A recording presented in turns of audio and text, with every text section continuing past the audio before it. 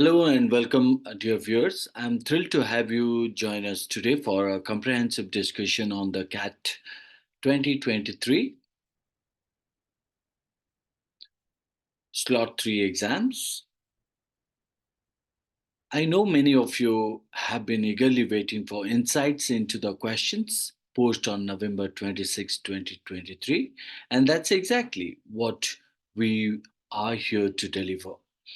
I'm Shibabrata Nayak, and today we will dive into the intricate details of the CAT 2023 Slot 3 questions, exploring the challenging aspects and providing step by step solutions. This session is designed not only to dissect the problems but also to enhance your understanding of the underlying concepts.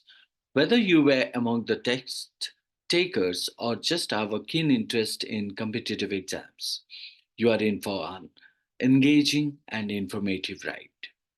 Before we jump into the solutions and uh, discussion each and every questions in a detailed, I want to remind everyone to stay engaged throughout the session. Feel free to drop your comments, questions, and thoughts in the chat. We are here to make this a collaborative learning experience. So, without further ado, let's unravel the complexities of CAT 2023 Slot 3. Are you ready? Let's get started. Well, this is the complete structure of the RC areas. So, where we have an intriguing line of passages covering a diverse range of topics. So, let's dive right in. So, the first passage, you can see that uh, there are four passages passage 1, passage 2, and passage 3, and passage 4, like uh, you would find out in all the other slots do have.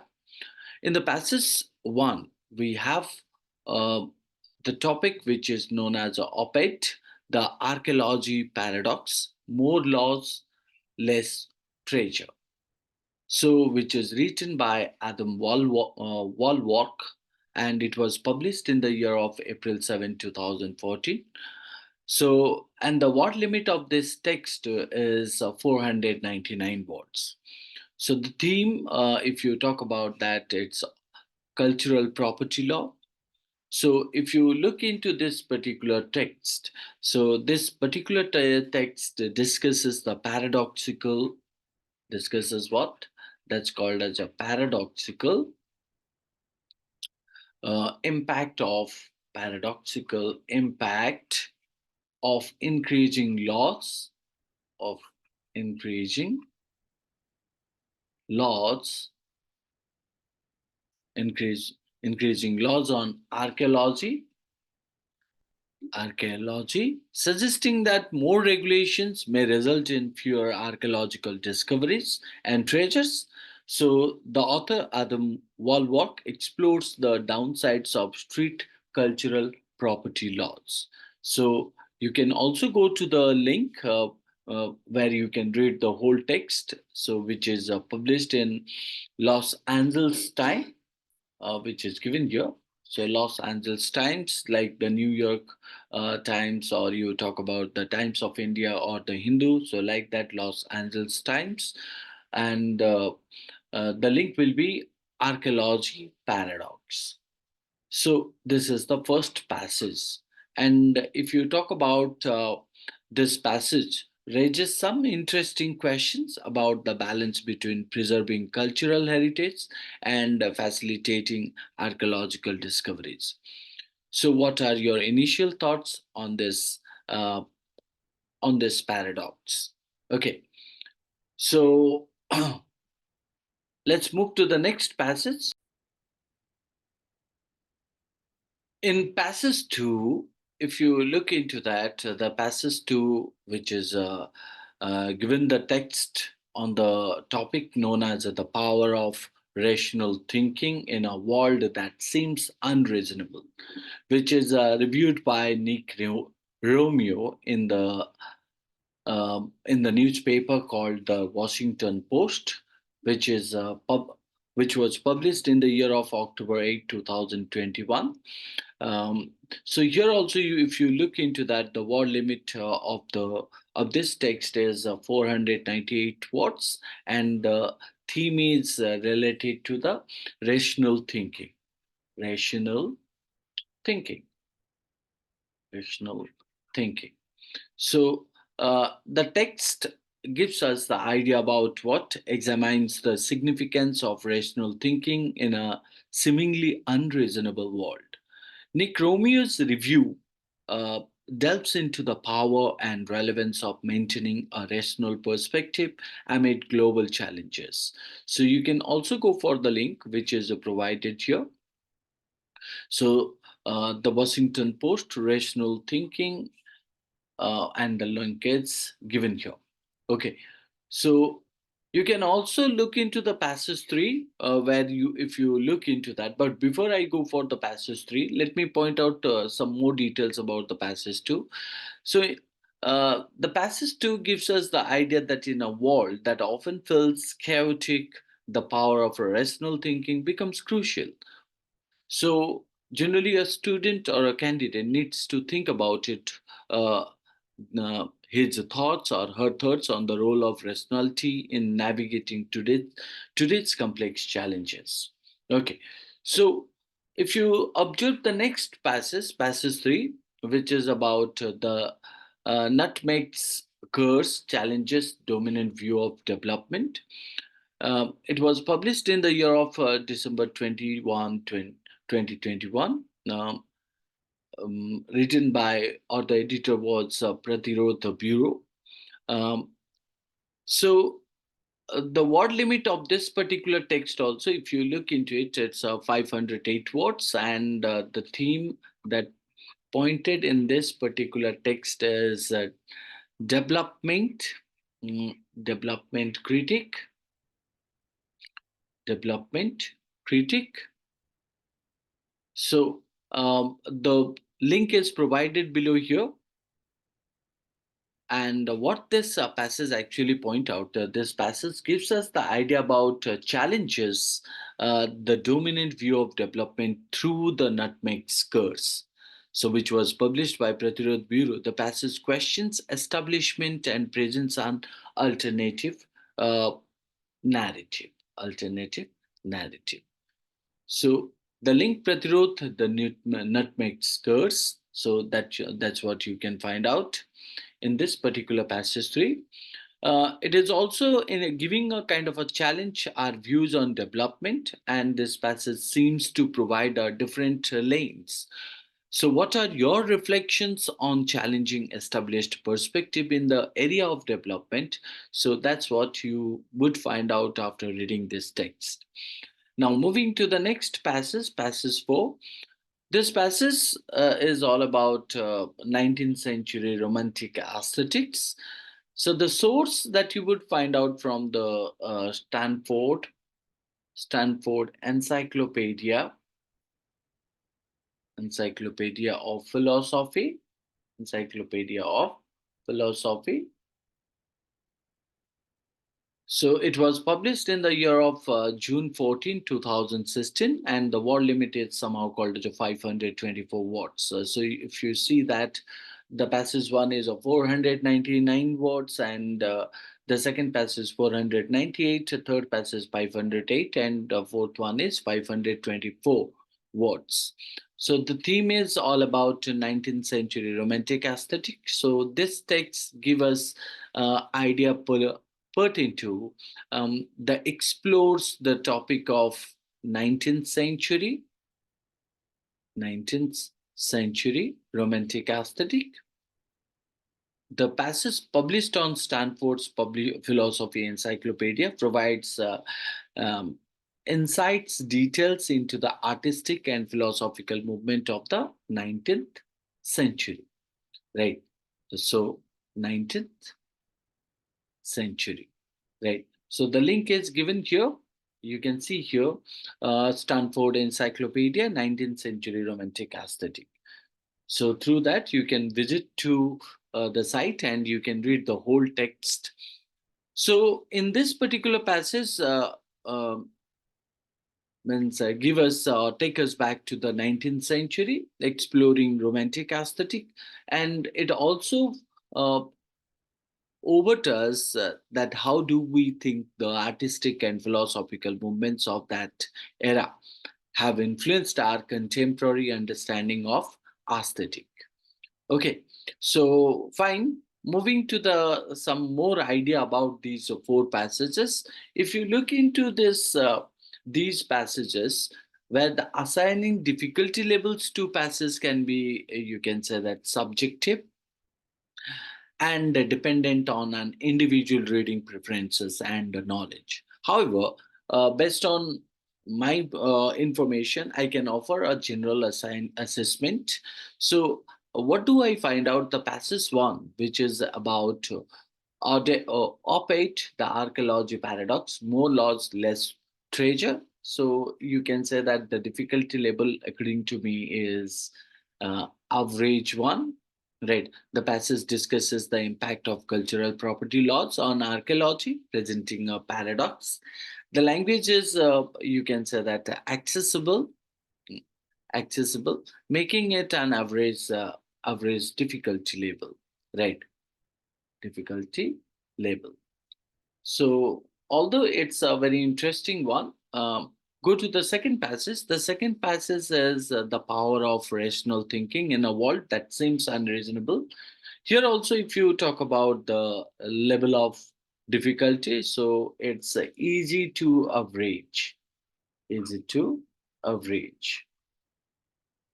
Is it to average? And this passage explores rational thinking in a seemingly unreasonable world, given that it's a review and focuses on a practical concept. It might be considered easy to average um, difficulty, but not that, uh, which will be known as means one of the appropriate or most appropriate passages supposed to be done. So, moving to this passage three, so the passage three is Nutmeg's curse challenges dominant view of development.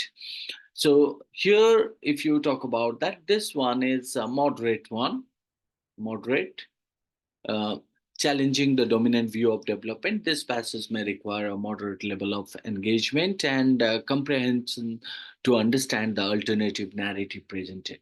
Right. So I could say that it would be moderate. Passage four, which is a 19th century romantic.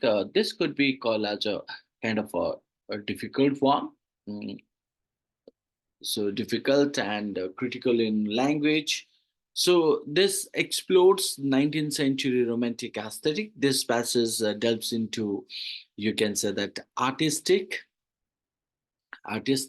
and philosophical, artistic and philosophical movements, potentially making it more challenging for readers less familiar with the subject. So definitely, if you are not reading English novel or English literature, right, then it would be nothing but a kind of a challenging task for you. Well, keep in mind that difficulty levels can vary based on individual backgrounds and interest. So, what might be easy for me could be challenging for you, and what can be easy for you might be difficult for me, right? So, let's move to the each and every questions in a detailed manner. We'll look at the each and every passage from the passage 1 to passage 4, and then after we'll move for the VA section. So here you can see that the first passage which is given here, uh, so as per the passage gives us the direction, and the direction points out here that there is a passage below which is accompanied by four questions. Based on the passage, choose the best answer for each question. So, if you look into this particular passage, what do we draw, and what are the things we supposed to observe in this particular passage? I hope you must have read this passage, yet I would like to discuss more into it. It is given about in 2006. The Met Art Museum in the US agreed to return the Euphroneus crater, a masterpiece Greek urn that had been a museum draw since 1972. In 2007, the Getty Art Museums in the US agreed to return 40 objects to Italy, including a marble Aphrodite in the midst of looting scandals. And in December, Sotheby's and a private owner agreed to return an ancient Khmer status of a warrior pulled from auction 2 years before to Cambodia. Cultural property or patrimony laws limit the transfer of cultural property outside the source country's territory, including outright export prohibitions and national ownership laws. Most art historians, archaeologists, museum officials, and policymakers portray cultural property laws in general as invaluable tools for counteracting the ugly legacy of Western cultural imperialism. During the late 19th and early 20th century, an era former Met director Thomas Hobbing called the age of piracy, American and European art museums acquired antiquities by hook or by crook from grave robbers or souvenir collectors, bounty from digs and ancient sites in impoverished but ardent rich source countries. Patrimony laws were intended to protect future archaeological discoveries against Western imperialist designs. I surveyed 90 countries with one or more archaeological sites on UNESCO World Heritage Site list, and my study shows that in most cases the number of discovered sites diminishes sharply after a country passes a cultural property law. There are 222 archaeological sites listed for those 90 countries. When you look into the history of the sites, you see that all but 21 were discovered before the passage of cultural property laws. Street cultural patrimony laws are popular in most countries, but the downside may be that they reduce incentive for foreign governments, non governmental organizations, and educational institutions to invest in overseas exploration because their efforts will not necessarily be rewarded by opportunities to hold, display, and study what is uncovered to the extent that source countries can fund their own archaeological projects, artifacts, and sites may still be discovered. The survey has far reaching implications. It suggests that source countries, particularly in the developing world, should narrow their cultural property laws so that they can re- reap the benefits of new archaeological discoveries, which typically increase tourism and enhance cultural pride. This doesn't mean these notions should abolish restrictions on foreign excavation and foreign claims to artifacts.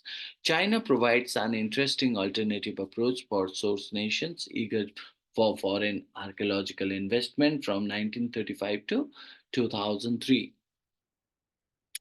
Okay, so China had a restrictive cultural property law that stopped foreign ownership of Chinese cultural artifact. In those years, China's most important archaeological discovery um, occurred by chance in 1974 when pigeon farmers pigeon farmers accidentally uncovered ranks of buried terracotta warriors which are part of Emperor Qin's spectacular tomb system. In 2003, the Chinese government switched course, dropping its cultural property law and holding collaborative international archaeological research. Since then, China has nominated 11 archaeological sites for inclusion in the World Heritage Site list, including 8 in 2013, the most ever for China. Now, if you observe that um, the idea of the text is what, or the tone of the text is what, or the style of the text is what, or the main idea of the text, summary of the text. So, our central argument of the text. So, these are the things you need to think of it before jumping to the questions with the answer. So, if you observe that the tone of the tone of the text would be what? Is nothing but informative one, informative and also analytical, analytical, analytical. Right. It presents historical events and legal aspects related to, you can say that, cultural property law, isn't it? So, next is it provides a balanced and objective goal perspective. So, beside the tone of the text, which is informative and analytical one, so the style of the text would be what? The style is nothing but a factual, right? It's a factual and you can say that argumentative, factual and argumentative, argumentative, argumentative. The author presents a historical events, legal information, and survey. What you can say results to support the argument regarding the impact of cultural property laws on archaeological discoveries. So, if I talk about the main ideas of the text, so or main idea of the text is nothing but to discuss mm, discuss the impact of cultural property laws on the exploration and discovery of archaeological sites.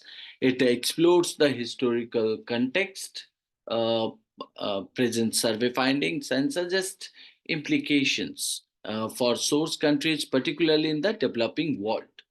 So if I look into the whole text, the text delves me into the history and implication of cultural property laws, mentioning examples of art repatriation by museums. It discusses the intentions behind, you can say that, patrimony laws during the era, patrimony laws during the era of Western culture imperialism. The author conducted a survey on countries with the UNESCO World heritage sites, revealing a decline in archaeological discoveries after the enactment of cultural property law. Right, cultural property law.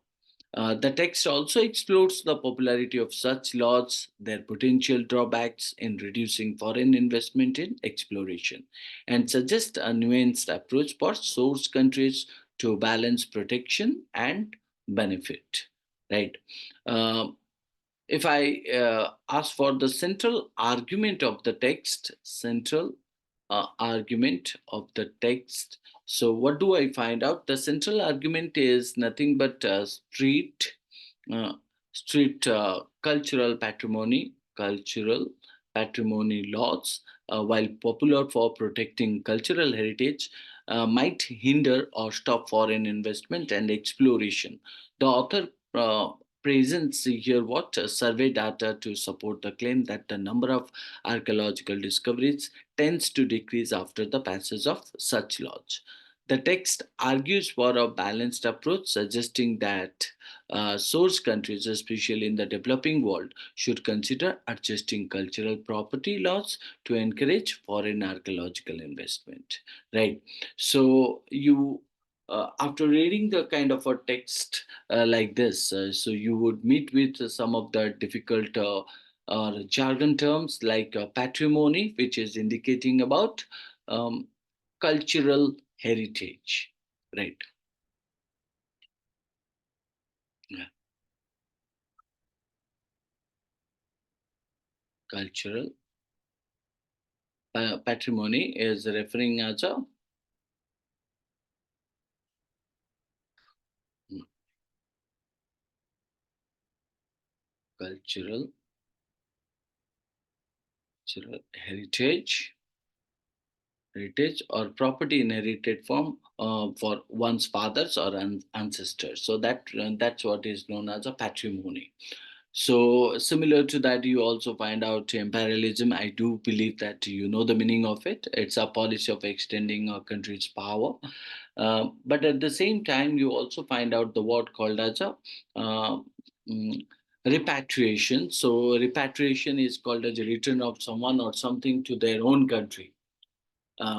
Okay, so fine. These are the couple of words that you feel difficult.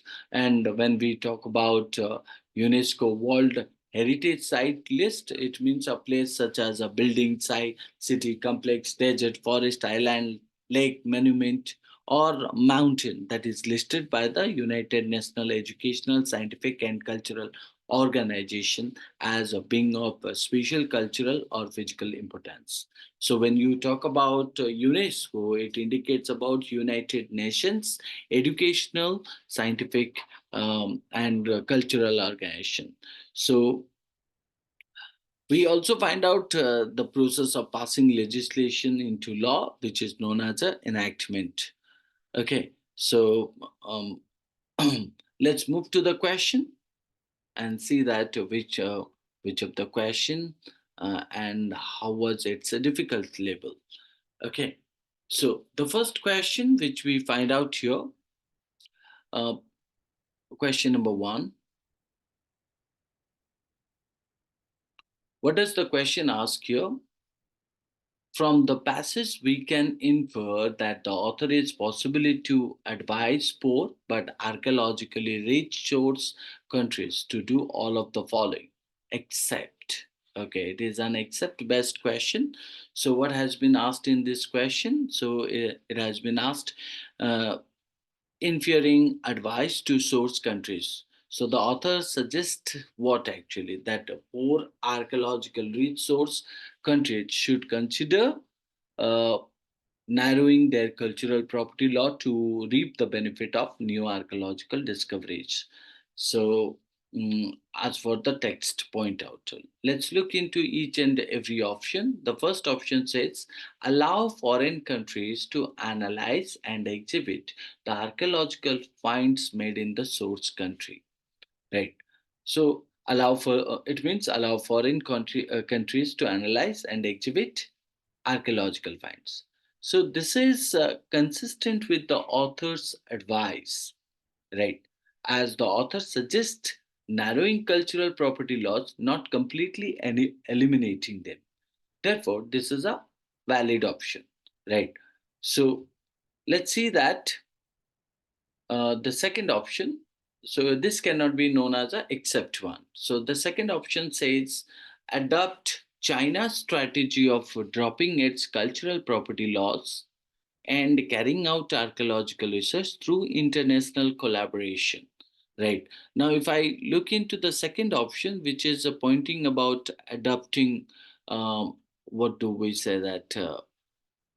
China's strategy of dropping cultural property laws and collaborating internationally. So this also aligns, you can say that with the author's advice, with the author's advice, as the passage mentions what. If you observe that the passage mentions China's switch to collaborative, right? So China's switch to collaborative international research. This is also a valid option, cannot be taken as the except best. Now, moving to the next one, the third option says to find ways to motivate other countries to find archaeological exploration in their country.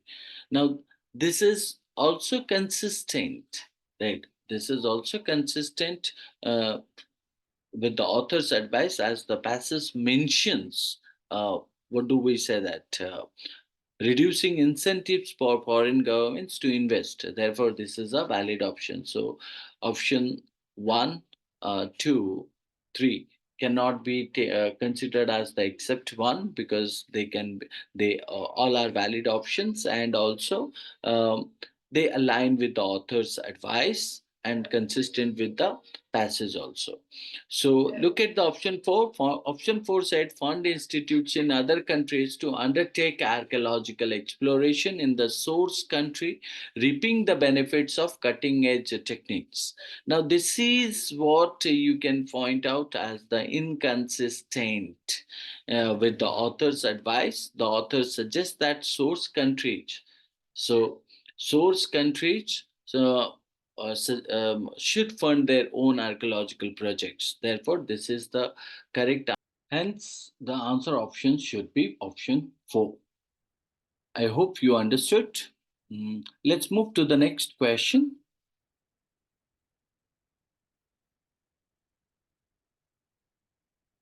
So option 4 would be the correct answer. Option 4. So moving to the next question, question number 2. Yeah.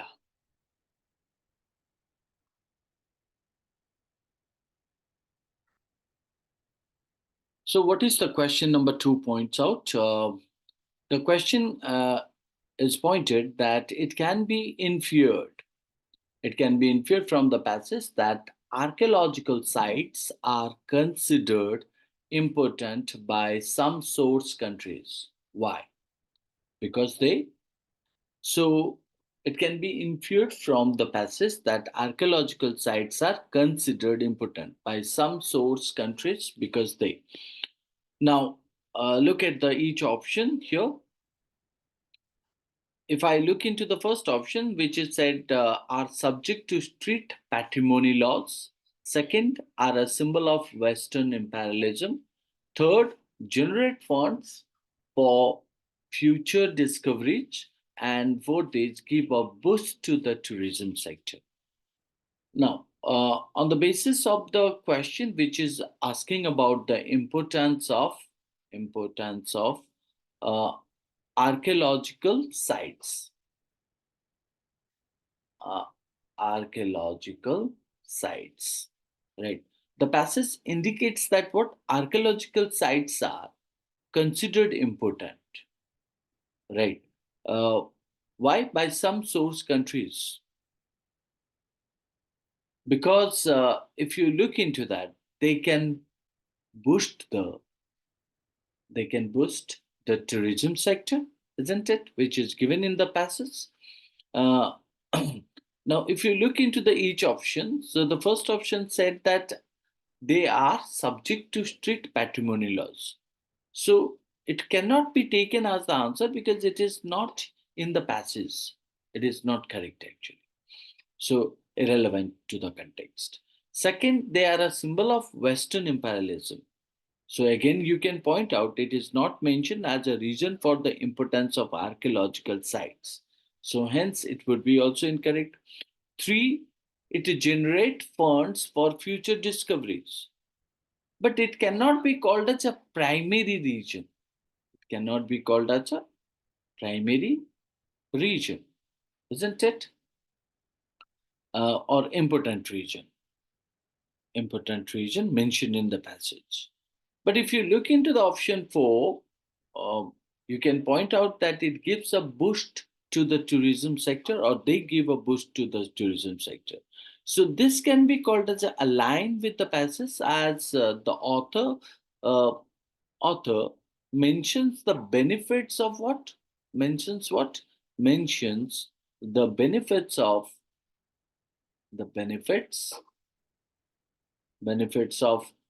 new archaeological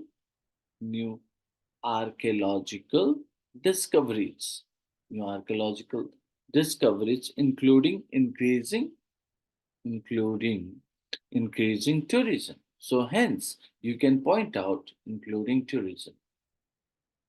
Hence you can point out option 4 would be the appropriate answer to this or region to this, which can be called as a uh, archaeological sites are important, isn't it? So, whereas option one, two, three, one is not present in the context and text, and the second one not mentioned as a region for the importance of archaeological sites would be the part of the text, but not the region.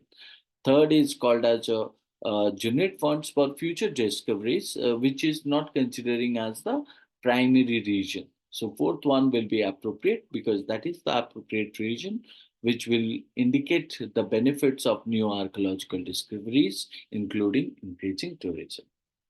Hope you understood. Move to the next question, question number 3. So question number 3 indicating about what? The question points out here. Which one of the following statements, if true, which one of the following statements, if true, would undermine? Undermine means called as a weaken, right? Weaken. So what to weaken? Weaken the central idea of the passage.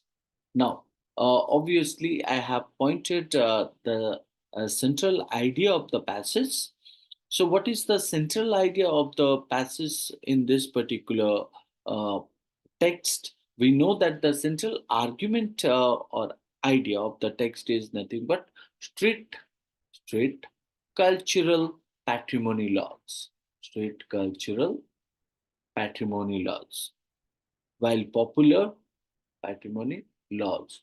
Uh, while popular for protecting cultural heritage, might stop foreign investment and exploration. So, the author presents survey data to support the claim that the number of archaeological discoveries tends to decrease after the passage of such laws. So, the text argues for a balanced approach, and you can say suggesting that source countries, especially in the developing world, should consider adjusting cultural property laws to encourage foreign archaeological foreign archaeological investment, isn't it?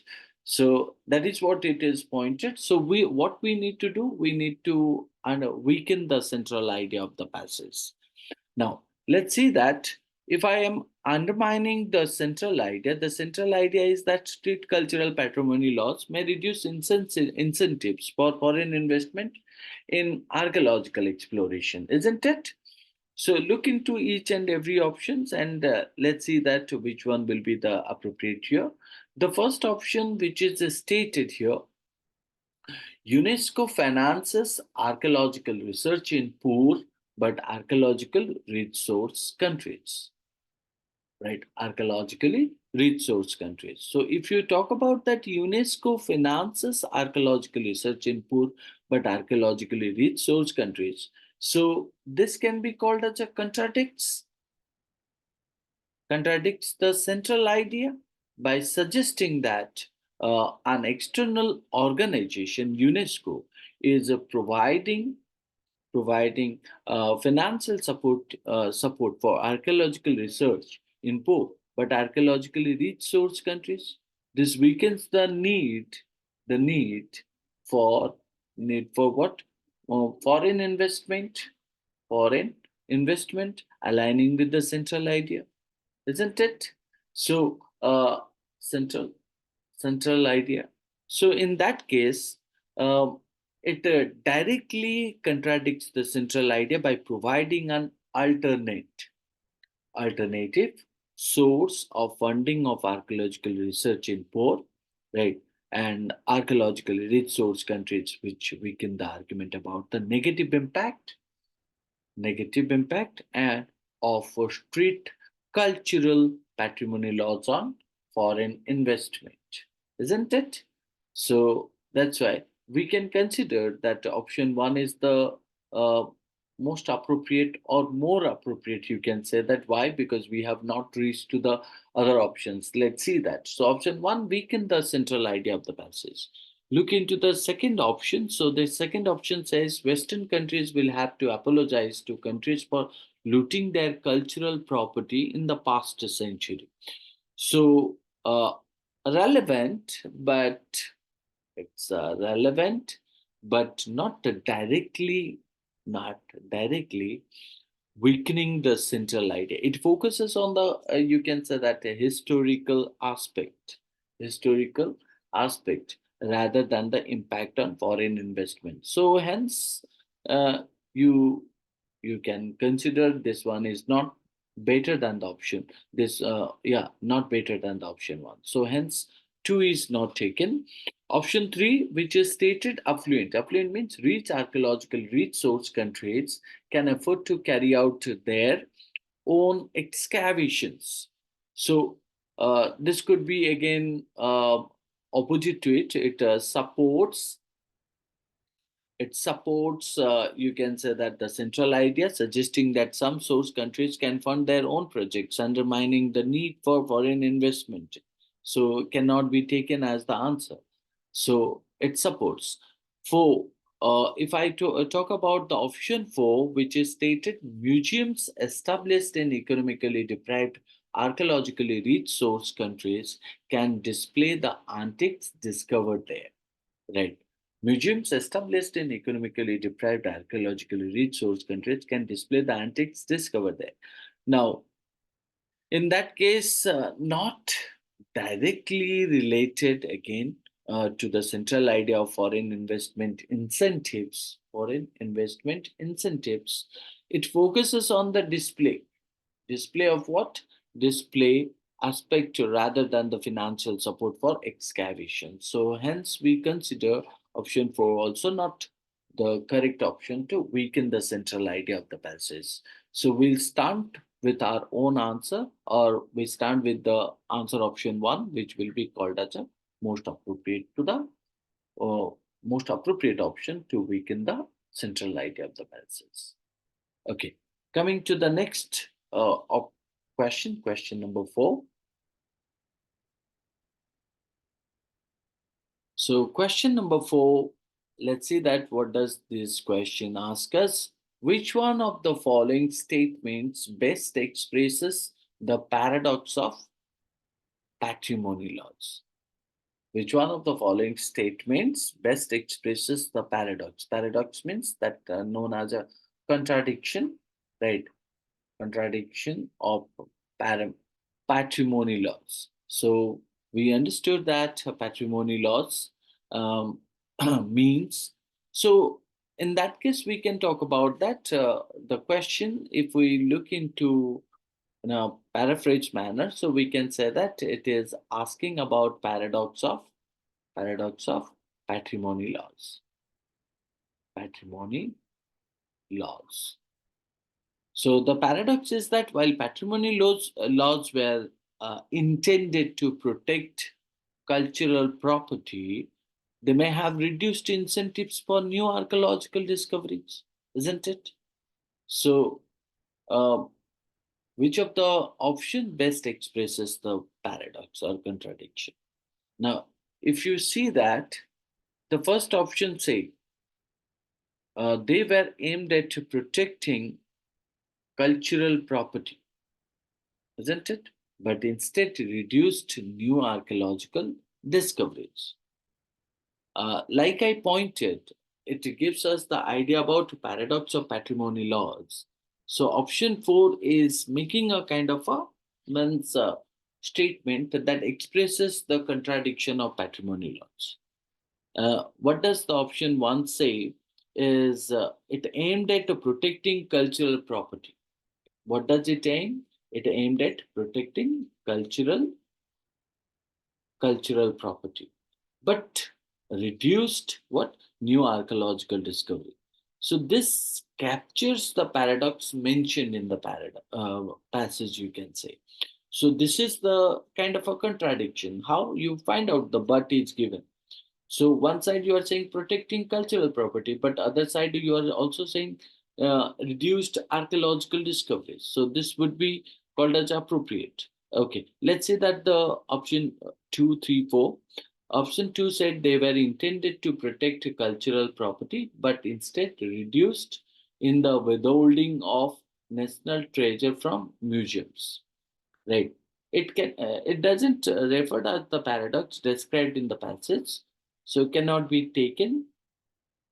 Option 3, they were aimed at protecting cultural property, but instead reduced to business for auctioneers like Sotheby's. So, not directly related to the paradox mentioned in the passage. So option 4 stated that they were intended to protect cultural property, but instead result in the neglect of historical sites. So this is not the paradox discussed in the passage. So you can say option 2, 3, 4 are not discussed because option 2 stated about withholding of national treasure, 3 said business for auctioneer like Sotheby's, and 4 said neglect for of historical sites. Whereas this one, option 1, stated what? Now protecting cultural properties, but at the same time reduced to new archaeological discoveries. Right. So hence you would find out option 1 would be the correct one. Right. Hope you understood. Thank you. Let's move to the next passage. Well, we move to the next passage, the second passage. So the passage gives us the direction that the passage below is accompanied by four questions. Based on the passage, choose the best answer for each question. So let's go for the text and try to know that what this passage is all about. So the text begins with Steven Pinker's new book, Rationality. What it is, what it is, why it seems scarce, why it matters, offers a pragmatic dose for measured optimism, presenting rationality as a fragile but achievable ideal in personal and civic life. Pinker's ambition to eliminate such a crucial topic offers the welcome prospect of a return to sanity. It is no small achievement to make formal logic, game theory, statistics, and uh, Bayesian's um, and Bayesian reasoning delightful topics full of charm and relevance. It's all plausible to believe that a wider application of the rational tools he analyzed he analyzes would improve the world in important ways. His primer on statistics and scientific uncertainty is particularly timely and should be required reading before consuming any news about the COVID pandemic. More broadly, he argues that less media coverage of shocking but vanishingly rare events, from shark attacks to adverse vaccine reactions, would help stop dangerous overreaction. Fatalism and diversion of finite resources away from solvable but less dramatic issues like malnutrition in the developing world. It is a reasonable critique, and Pinker is not the first to make it. But analyzing the political economy of journalism, it is or its funding structures, ownership, concentration, and increasing reliance on social media shares would have given a fuller picture of why so much coverage is so misguided and what we might do about it. So,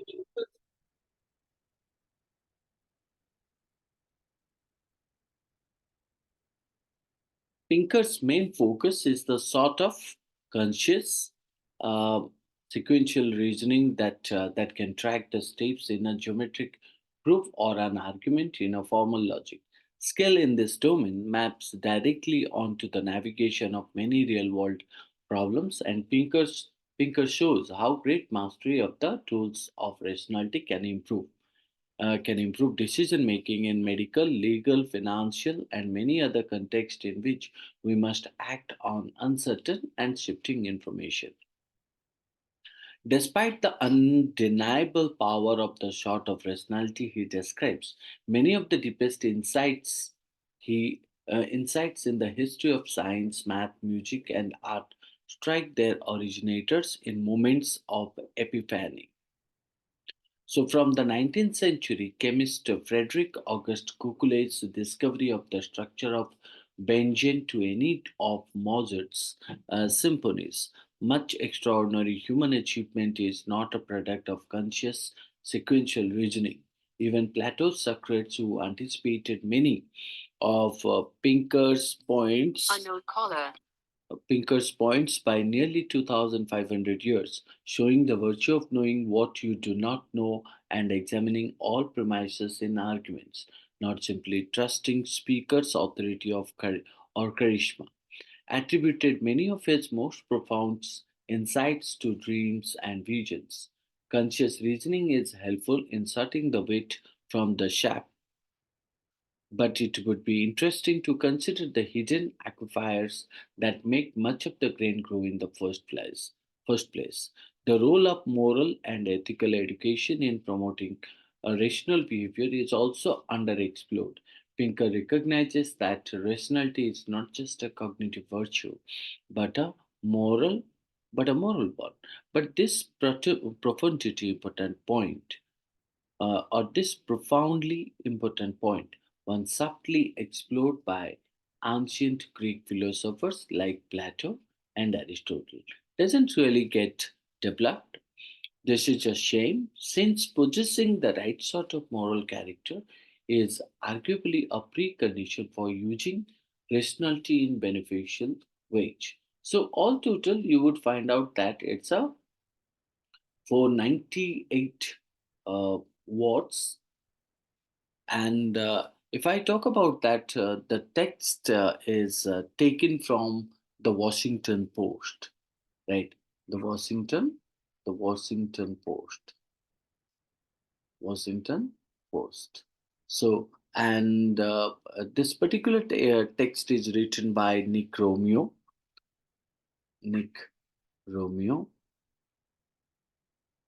and if I talk about the level of understanding, or if you talk about that, the theme of the text, then the theme is nothing but uh, referring to the rational thinking, rational rational thinking, isn't it? So, and what does this text is actually pointing here? The text gives us at the beginning where it is stated about Steven Pinker's new book, Rationality, what it is, why it seems a sketch, why it matters, offers a pragmatic dose of measured optimism, presenting rationality as a fragile but achievable ideal. So if you look into that, this examines what? This examines the importance of rational thinking in a seemingly unreasonable world. And the author Nick Romeo's review delves into the power and relevance of maintaining what? A rational perspective in the middle of what? Global challenges. Isn't it?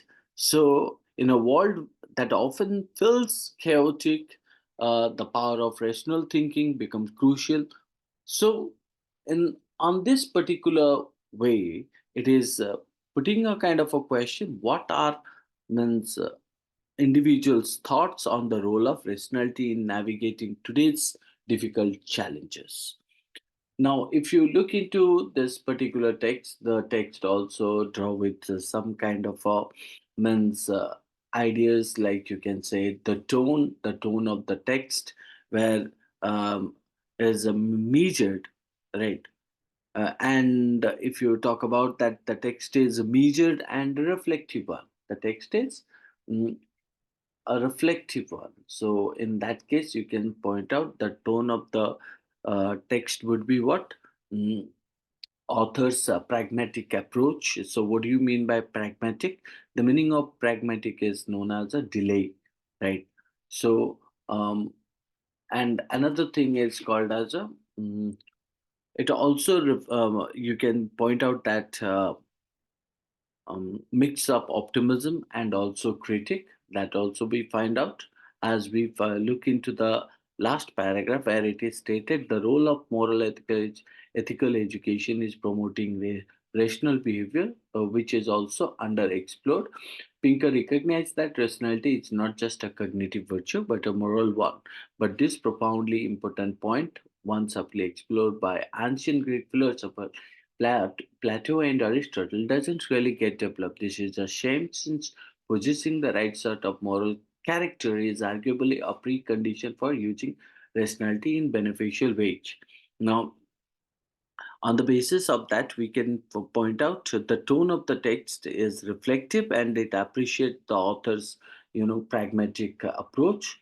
What kind of approach? Pragmatic approach. Second, it's called as a pragmatic approach to rationality, express a mix of optimism and critique, right? Optimism and critique, critique, isn't it? So that is what you would find out. Now, uh, let's look more into it. What else you would find out here? Uh, if I look into the style of the text, so what is the style of the passage? Uh, we can say that the style of the passage would be referring to. mm, so the style is nothing but a didactic one. So what do you mean by didactic? The meaning of didactic style, right? It means it is called as a suggestive one, didactic, and also known as argumentative, suggestive or argumentative or opinionated or prejudiced. The author discusses the book's content, critiques certain aspects, and also emphasizes the importance of rationality in various context, right? So if you look into the main idea of the text, so what is the main idea of the text? The main idea is to nothing but discuss, you can say that, Steven Pinker's new book, um, Rationality, which is given here, and which presents rationality as a crucial yet, you can say that, achievable ideal, um, as a crucial yet fragile ideal in personal and also civic life. So, personal and civic life. The author praises Pinker's measures. What do we say that? Mm, Optimism and the potential positive impact of rational thinking on decision making in various domains. Right. Then we also find out that the text also highlights some critics urging a broader exploration of the political economy of journalism, and the underexplored role of moral and ethical education is promoting rational behavior. So that is what we also find out. If I look into the a summing of all the paragraphs given here, like first, second, and third, fourth, and fifth, and sixth. So, what do I find out? I can say that um, the text reviews Steven Pinker's book, emphasizing its pragmatic and optimistic view of personality, pragmatic and pragmatic and optimistic view, right? Of rationality. It applauds or it praises Pinker for making complex topics like, you can say that, formal logic, right? And you can say that game theory and statistics engaging and relevant. The book's potential to improve decision making in various areas, including addressing the COVID pandemic, is accepted. The critic includes a call for a deeper analysis of the political economy of journalism and a more profound exploration of the moral and ethical aspects of rationality. So, if I talk about um, if I talk about the central argument of the text, so what could be the central argument of the text would be? Mm, So I can say here the central argument of the text would be resolves around the value of rationality.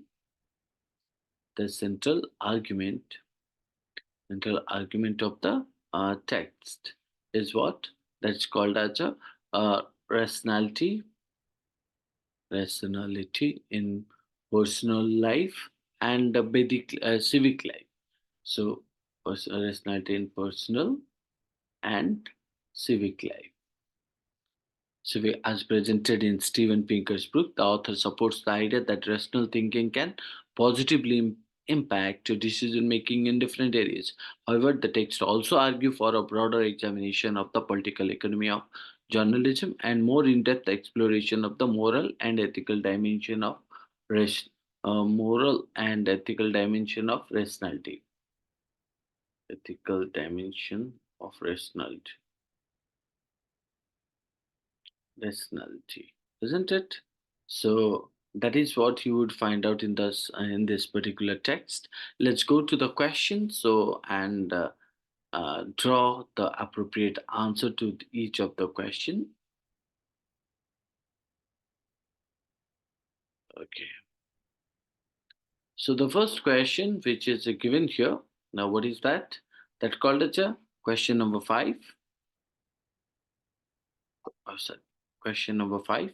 So question number five does ask what the author endorses Pinker's views on the importance of logical reasoning as it is. So the author uh, means endorses means advertises Pinker's views on the importance of logical reasoning as it.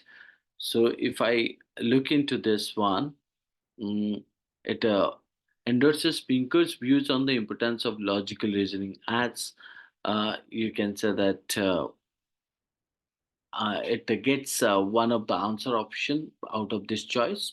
So the first option says that it equips people with the ability to tackle challenging practical problems. The author endorses Pinker's view on the what region importance of logical reasoning is called as a designs people with the ability to tackle any of the difficult practical problems. Okay, this could be a seeming logical one. So considering option one, but let's look into the other options. But before I go to the other option two, let's say that in option one, how it is similar or how it is means called as a means this particular option will be known as a logical reasoning. Why? It gives the reason behind it. So if I look into the answer option where it is stated, equips people with the ability to tackle challenging practical problems.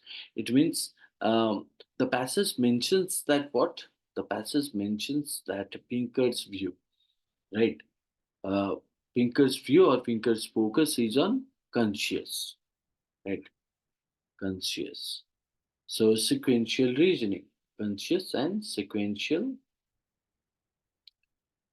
reasoning, which the author believes maps directly onto the navigation of real world problems. Pinker demonstrates how greater mastery of the tools of rationality can improve decision making in various contexts, such as you can talk about medical, you can also say that legal, and also and financial. So where the individual must act on uncertain and shifting information, right? So therefore, we can consider option one will be correct to the answer. So look at the other options. So if I go with the option two, where it is stated helps people to gain expertise in statistics and other scientific disciplines. The first one is called as a ability to tackle challenging practical problems. Option two said that gain expertise in statistics and other scientific disciplines. Well, it is obviously not the answer. So we can consider the passage does not specifically emphasize gaining expertise in statistics and other scientific disciplines, but rather highlights the broader application of rational tools in decision making. So, option three is stating about focuses public attention on real issues like development rather than sensational events, rather than uh, sensational events. So, option three is also incorrect because while Pinker argues for what? Pinker argues you can say that for less coverage of sensational events and more attention to solvable issues like what you can say that malnutrition. The passage does not explicitly mention development as a focus, right? So option 3 cannot be also explicitly mentioned development as a focus. Then 4 said what provides a moral compass for result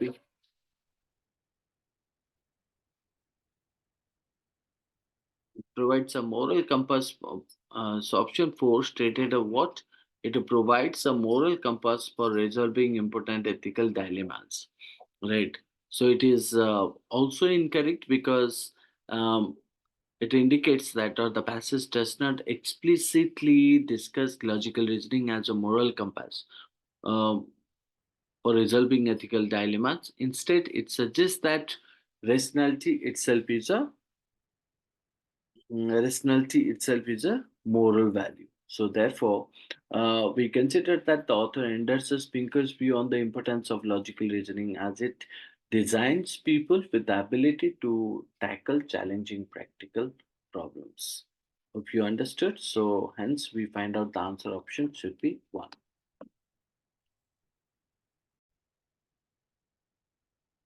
So, let's move to the next question. So, what is the next question? Question number six. So, what does the question number six point out here?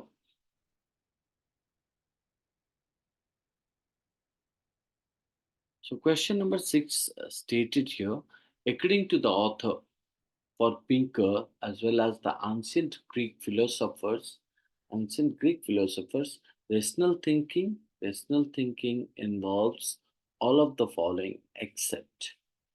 Now, if I look into this particular question, question number 6, it is stated that uh, the except based question. Mm,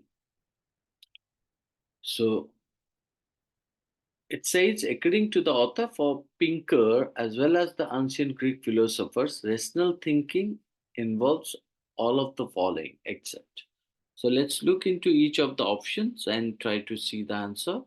Option one said the belief that the ability to reason or understand logically encompasses an ethical and moral dimension. So the belief that the ability to reason logically encompasses an ethical and moral dimension. So, as per the question, according to the author, for Pinker as well as the ancient Greek philosopher, rational thinking involves all of the following. Rational thinking involves all of the following except what? So if I look into this, the first option, it is stated the belief that the ability to reason logically encompasses an ethical and moral dimension. Okay. So but this seems it is incorrect because the passage discusses right, how skill in conscious sequential reasoning maps onto the navigation of real world, right? So therefore, option one cannot be considered as the answer to it. Mm, Now, moving to the option two, where it is stated the primacy of conscious sequential reasoning as the basis for seminal human achievements. Seminal human achievements. So, if I look into option two, it is stated the primacy of conscious sequential reasoning as the basis or primary for seminal human achievements. So, what it explains actually, the passage mentions that despite the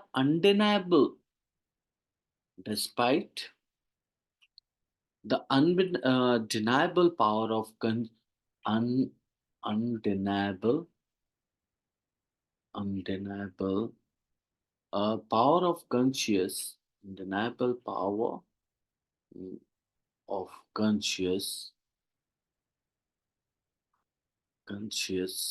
sequential sequential reasoning. Many profound human achievements in many profound human achievements in science, math, music, and art stem from moments of, that's called as epiphany, not just conscious sequential reasoning, right?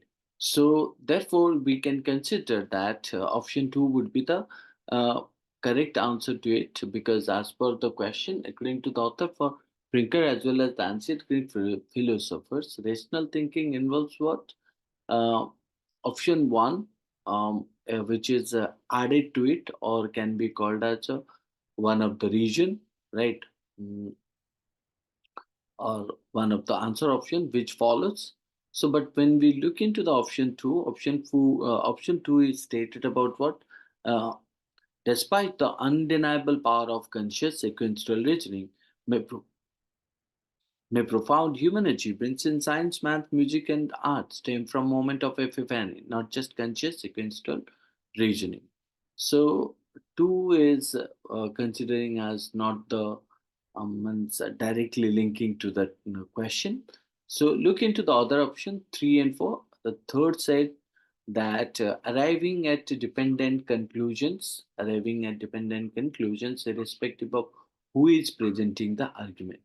So um, if I look into this one, it is the passage emphasizes arriving at independent conclusions and examining all premises which align with what? Rational thinking, right?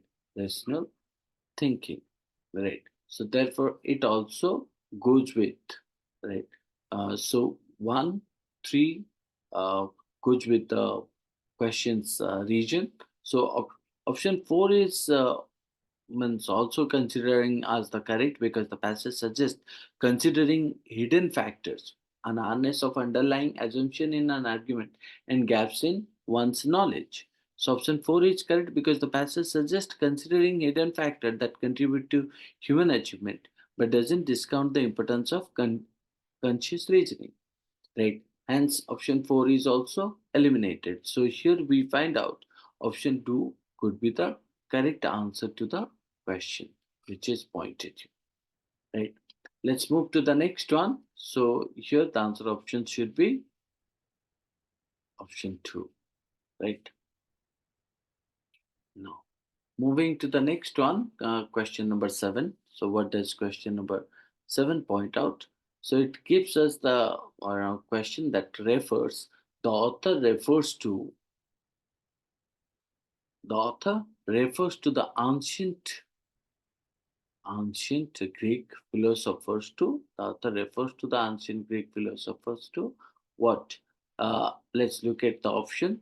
The first one says, so how dreams and visions have for centuries influenced subconscious behavior and path-breaking inventions. Good. So option 2 said indicate the various similarities between their thinking and Pinker's conclusions. Okay. Question number 3, we highlight the influence of their thinking, uh, thinking on the development of Pinker's argument. 4 said reveal gaps in Pinker's discussion of the importance of ethical consideration in rational behavior. Okay, so these are the 4 points. So if I look into each of the point and analyze it, so the first option which is said, so how dreams and visions have for centuries influenced subconscious behavior and path-breaking invention. So it is not the correct to the author refers to the ancient Greek philosophers too, because the passage you can say that doesn't um, discuss the influence of dreams. Influence of what? Influence of dreams. So, second thing it's called as visions and subconscious behavior and in means invention. So, what are the things? So, it is clearly stated that the passage does not discuss the influence of dreams and visions or on subconscious behavior and inventions. So that's why we consider that this cannot be called as a means one of the approach that the author refers to the ancient Greek philosophers to. So option 2 stated what? Option 2 indicate the various similarity between their thinking and Pinker's conclusion. Option 2 is again incorrect as the passage does not specifically indicate similarity between the thinking of Pinker and ancient Greek philosopher. Now moving to the next one, 3. 3 said what? Um highlight the influence of their thinking on the development of Pinker argument. So you can say that option 3 is also incorrect because the passage does not explicitly state that the ancient Greek philosophers directly influenced the development of Pinker's argument. Instead, it emphasizes what? Shared recognition of the moral aspect of rationality, isn't it? So, hence, we can point out option 1, 2, and you can say that 3. So, these 3 options are means not referring to the ancient Greek philosopher. So, only option 4, which reveals or which reveal gaps in Pinker's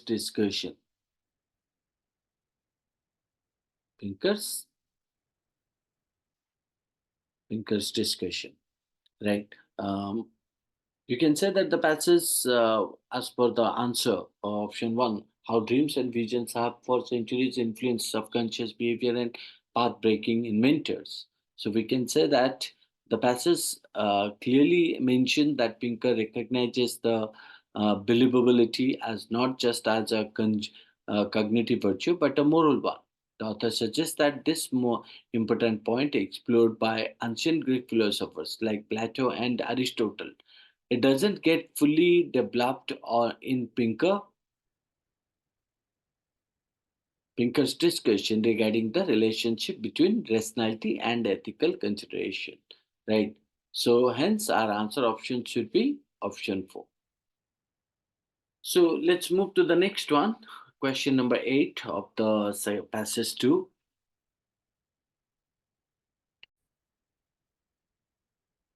So here is the question number 8. So the question number 8 asks about the author mentions calculates a discovery of the structure of Benjamin and Mozart's symphonies to illustrate the point that so the options are pointed. Unlike the sciences, human achievements in other fields are a mix of logical reasoning and spontaneous epiphanies. Second option stated great innovations across various fields can stem from flashes of intuition and are not always propelled by logical thinking. So, third option, it is not just the creative arts but also scientific fields that have benefited so, from flashes of creativity. The fourth one, Pinker's conclusions on sequential reasoning are belied by European achievements, which in the past were more rooted in unconscious bursts of genius. Now, look into the question. What does the question point out? The author mentions Kekule's discovery of the structure of Benjamin and Mozart's symphonies to illustrate the point. Uh, if you look into this particular part, so where it is asking about what the authors mention Kekule's discovery.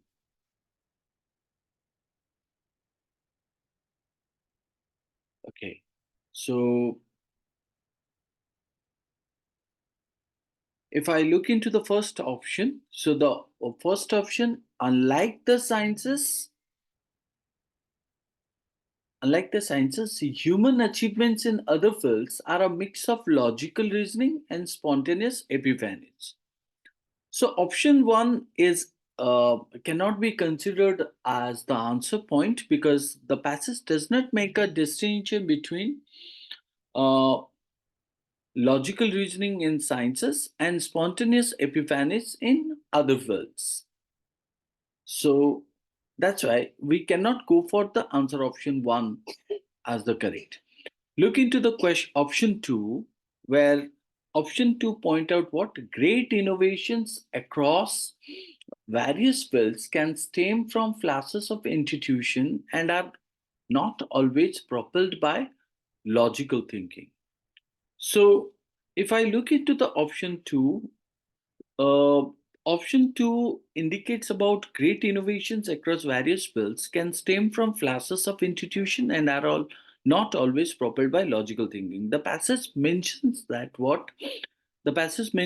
that much extraordinary human achievement, including scientific discoveries and artistic creations, is not solely a product of conscious product of conscious sequential reasoning sequential reasoning but often originates but often originates originates in moments of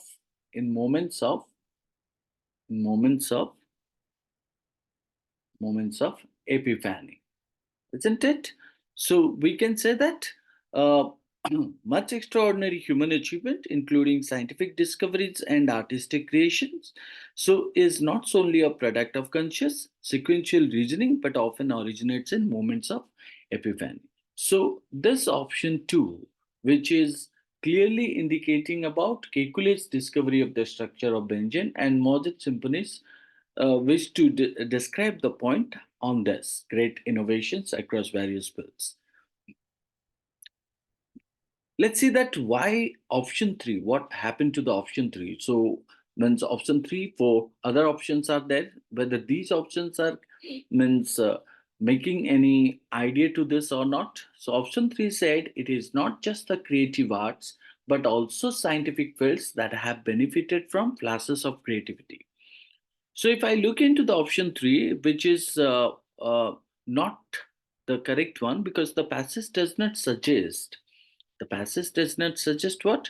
It's that it is not just the creative arts. It's not just the creative arts, but also scientific fields that benefited from flashes of creativity, right? So this particular idea has not been mentioned, so therefore we cannot consider option 3 will be the means um, discussing the point here. So therefore option 3 is eliminated. Look at the option 4. It is stated Pinker's conclusions on sequential reasoning are belied by European achievements, which in the past were more rooted in unconscious burst of genius. So um, it also incorrects on the region of what? It misinterprets the passage by pointing that Pinker's conclusion on sequential reasoning are not belied by European achievements, but rather you can say that the passage suggests a complementary relationship, right? Complementary, complementary relationship, relationship between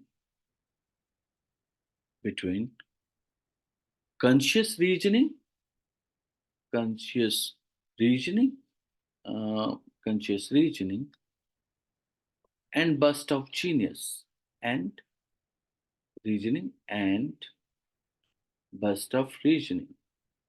Oh, sorry, burst of genius, isn't it? So, hence, we find out that option 1, 3, and 4 are eliminated. So, option 2 would be the correct answer to it. So we understood that why option 1 is incorrect, because the passage does not make any distinction between logical reasoning in sciences and spontaneous epiphanies in other fields. So option 3 is also incorrect because the passage does not suggest that it's not just the creative arts but also scientific fields that have benefited. So these things are not mentioned in the passage, so we cannot draw this one. Option 4 is incorrect as it misinterprets the passage. Pinker's conclusions on sequential reasoning are not belied by European achievement, but rather the passage suggests a complementary relationship between conscious reasoning and burst of genius. So, whereas option 2 is the most appropriate, as the passage mentions that uh, much extraordinary human being or human achievement, including scientific discoveries and artistic creation, is not solely a product of conscious sequential reasoning, but often originates in moments of epiphany. So, therefore, we find out option 2 would be the correct answer. Hope you understood. Thank you. Let's move to the next passage.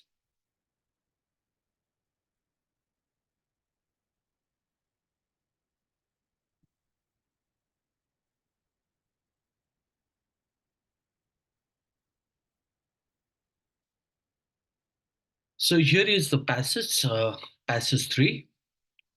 This is the passage 3 or third passage. So the direction for the passage is there is a passage below which is accompanied by 4 questions. Based on the passage, we need to choose the best answer for each question. Well, let's go through the passage or the text and try to understand what the text is all about. This text covers with 508 words. So The text begins with this idea that there is a, or the biggest challenge, the nutmeg curse by Ghosh, through or throws down is to the prevailing understanding of when the climate crisis started. Most of us have accepted that it started with the widespread use of coal at the beginning of the industrial age in the 18th century and worsened with the mass adoption of oil and natural gas in the 20th. Ghosh takes this history at least three centuries back to the start of European colonialism in the 15th century. He starts the book with the 1621 massacre. Massacre means referring as a genocide, or you talk about mass killing. So he starts the book with a 1621 massacre by Dutch invaders, determined to impose a monopoly on nutmeg cultivation with trade in the Banda Islands in today's Indonesia. Not only to do the Dutch systematically depopulate the islands through genocide, they also tried their best to bring nutmeg cultivation into plantation mode. These are the 2 points to which Ghosh returns through examples from around the world. One, one, how European one, how European colonialists decimated not only indigenous populations but also indigenous understanding of the relationship between humans and earth. And the two is what? How this was an invasion not only of humans but of the earth itself, and how this continues to the present day by looking at nature as a resource to exploit. We know we are facing more frequent and more severe heat waves, storms, floods, droughts, and wildfires due to climate change. We know our expansion through deforestation, dam building, canal cutting, in short, terraforming, the word Ghosh uses has brought us repeated disaster. Are these the response of an angry Gaia who has finally had enough? By using the word curse in the title, the author makes it clear that he thinks so. I use the pronoun who knowingly because Ghosh has quoted many non European sources to inquire into the relationship between humans and the world around them so that he can question the prevalent way of looking at Earth as an inert object to be exploited to the maximum. As Ghosh text, notes, and bibliography show once more, none of this is new. There have always been challenges to the way European colonialists looked at other civilization and at Earth. It is just that the invaders and their myriad backers, so variety of backers or supporters in the fields of economic, politics, anthropology, philosophy, literature, technology, physics, chemistry, biology have dominated global intellectual discourse. There are other points of view that we can hear today if we listen hard enough. Those observing global climate negotiations know about the Latin American way of looking at Earth as Panch Mama, or yeah, that's something called as a Pakka Mama, right? Earth Mother, right? So they also know how such a framing is just provided up service and is ignored in the substantiated portions of the negotiations. In the Nutmeg Curse, Ghosh explains why he shows the extent of the vested interest in the oil's economy, not only for oil exporting countries, but also for a superpower like the US that controls oil drilling, oil prices, and oil movement around the world. Many of us know power utilities are sabotaging decentralized sabotaging decentralized solar power generation today because it hits their revenues and control, and how the other points of view are so often drowned out, isn't it? Now, if you observe that the kind of text which we read, right? So the text actually challenges what? The text challenges the conventional belief, right? The text challenges what? The conventional belief that the climate crisis began with the industrial age, declaring declaring that its roots go back to where? European colonialism. European European colonialism. European colonialism, right? So in the 15th century, in the 15th century, which is given here, so start of European colonialism in the 15th century, right?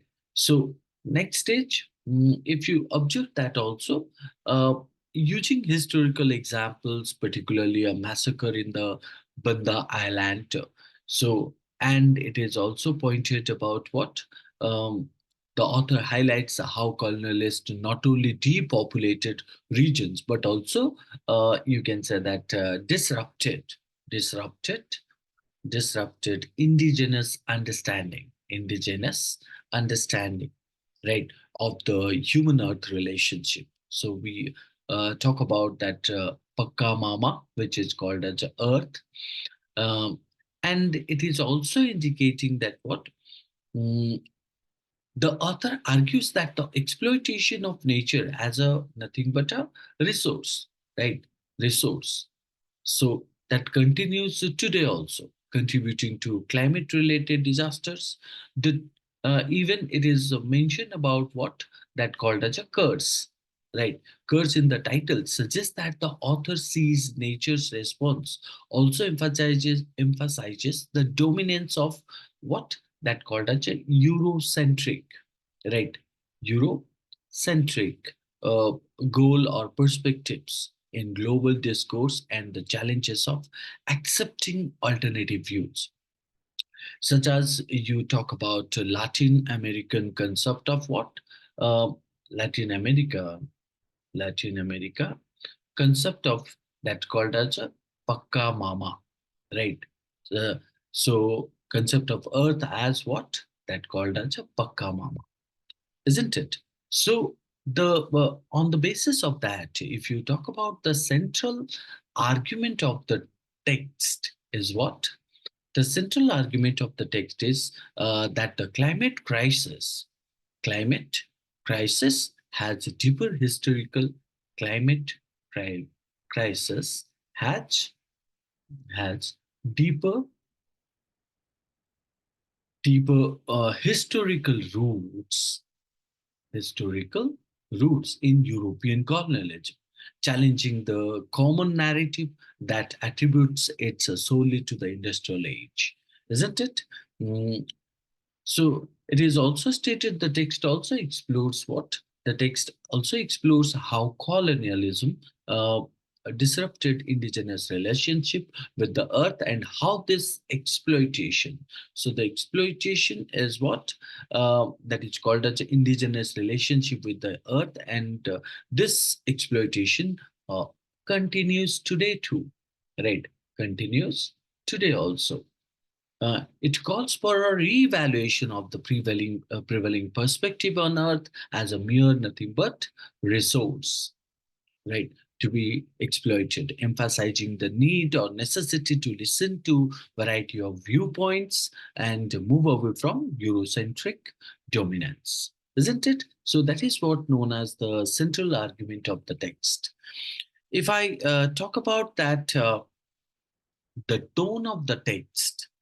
So, what will be the tone of the text? So, if I talk about the tone of the text, so the tone of the text is nothing but indicating about critical and reflective in nature, isn't it? So, why? Now, because it questions prevailing narratives. It questions nothing but what?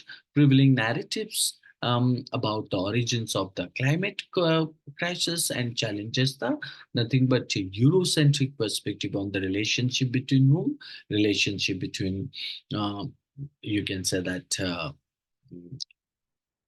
relationship between mm, humans and the earth, isn't it? So therefore, if I talk about the tone of the text, So what will be the tone of the text? The tone of the text is nothing but called as a critical in nature, critical, and you can also say reflective, isn't it?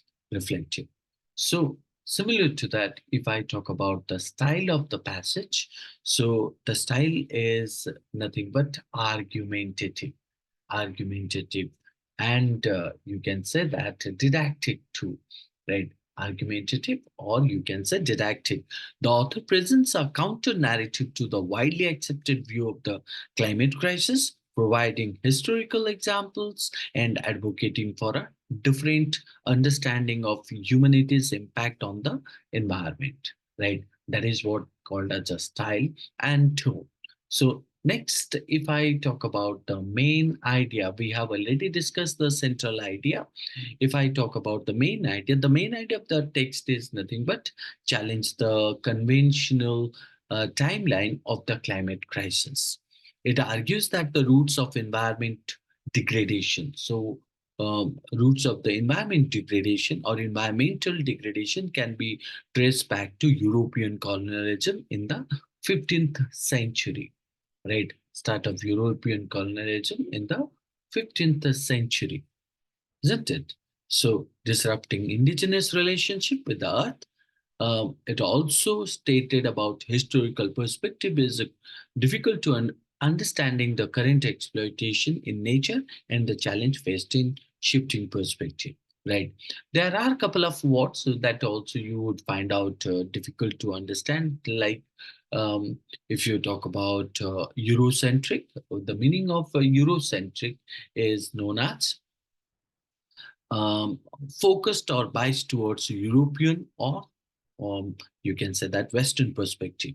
So when we talk about Pakamama, we also understand that the meaning of Pakamama is known as indigenous cultures. It is a goddess or spirit representing earth or the universe.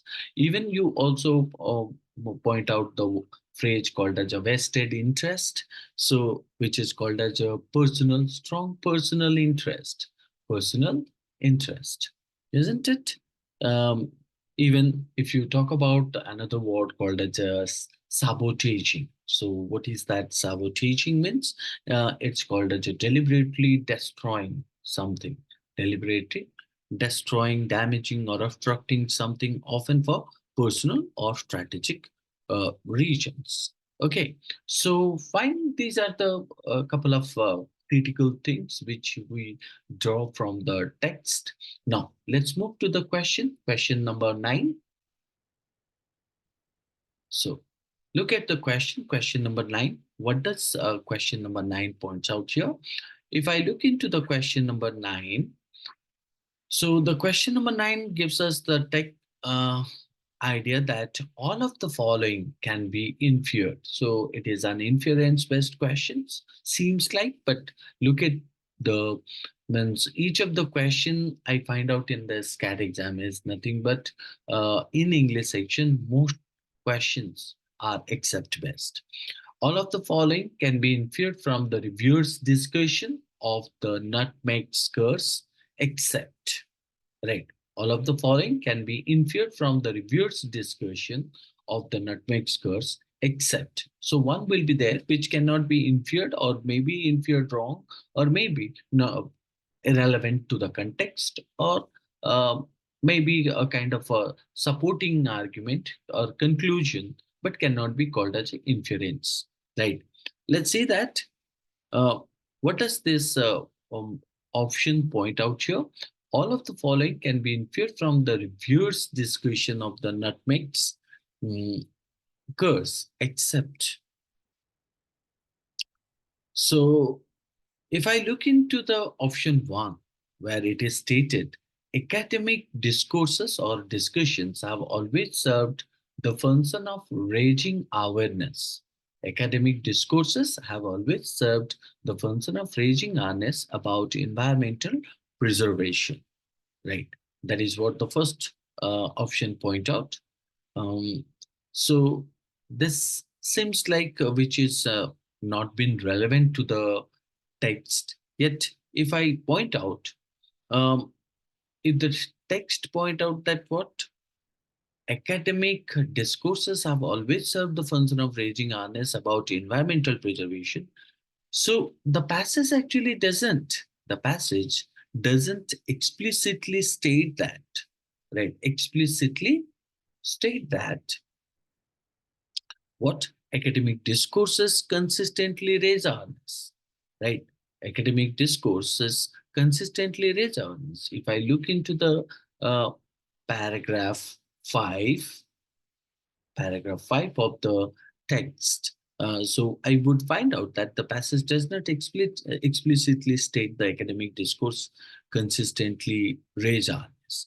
Look into the other option. So we could make a kind of an assumption or make a kind of a drawn that what option one is nothing but an except best statement, as it doesn't explicitly present the awareness. Okay, look into the option two. What does it say?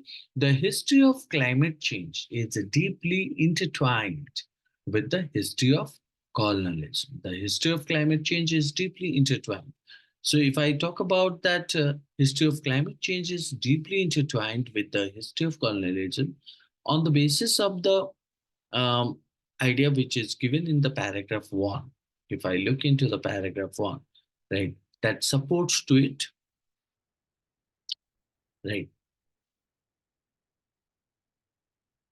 Yeah. So in that case, this can be inferred from the reviewer's discussion that how the history of climate change is deeply connected with the history of means colonialism. Option 3 pointed the contemporary dominant perception of nature and the environment was put in place by process of colonialism. So what does it say? The contemporary permanent. So um, the contemporary dominant perceptions of nature was put in place by process of colonialism. This one also given in the paragraph 1, so which is supported by the passage. So in that case, this can be inferred, right? Option 3, option T can be 2 can be inferred, right? So option 4 also pointed environmental preservation policymakers can learn a lot from non-European and non-European and or pre-colonial societies.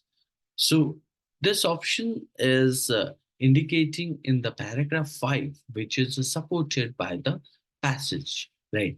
So we could find out that option 2, 3, 4 are uh, clearly inferred from the passage on the basis of the reviewer's discussion of the nutmeg curse. But option 1 is something which is not been explicitly presented or um, given in the text to present the harness. So in that case, we can say option 1 will be the means not considered as the review discussion of the nutmeg curse.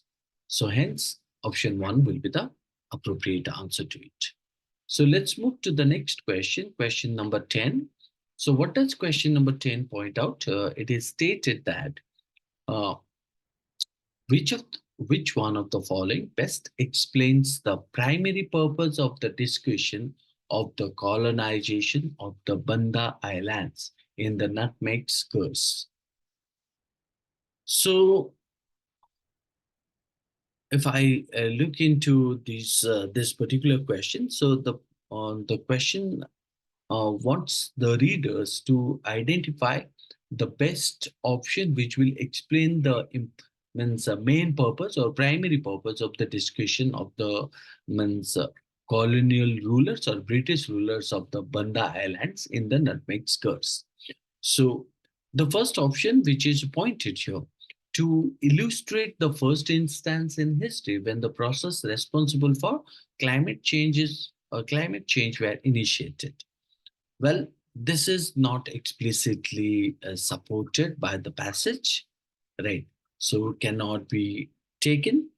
Um, to illustrate the first instance in history when the process responsible for climate change were initiated. So no, not explicitly supported in the passage as far as we have read from the beginning of the paragraph to till the end. So option two, which is said that to illustrate how systematic violence against the colonized constituted the cornerstone of colonialism. Now, this one is also partial support, partial support, partial support, but you can't use it as the primary or not the primary purpose, right? As for means, if you read the passage first paragraph or paragraph one. So, um, if I look into the option three, so therefore you can find out that option one and two uh, can be eliminated or can be considered incorrect, as option one is not explicitly supported, and option two, which is means partial support but not the main purpose of the passage given in the paragraph one. So option three, which is stated to illustrate how colonialism, right, represented and perpetuated the mindset that has led to climate change.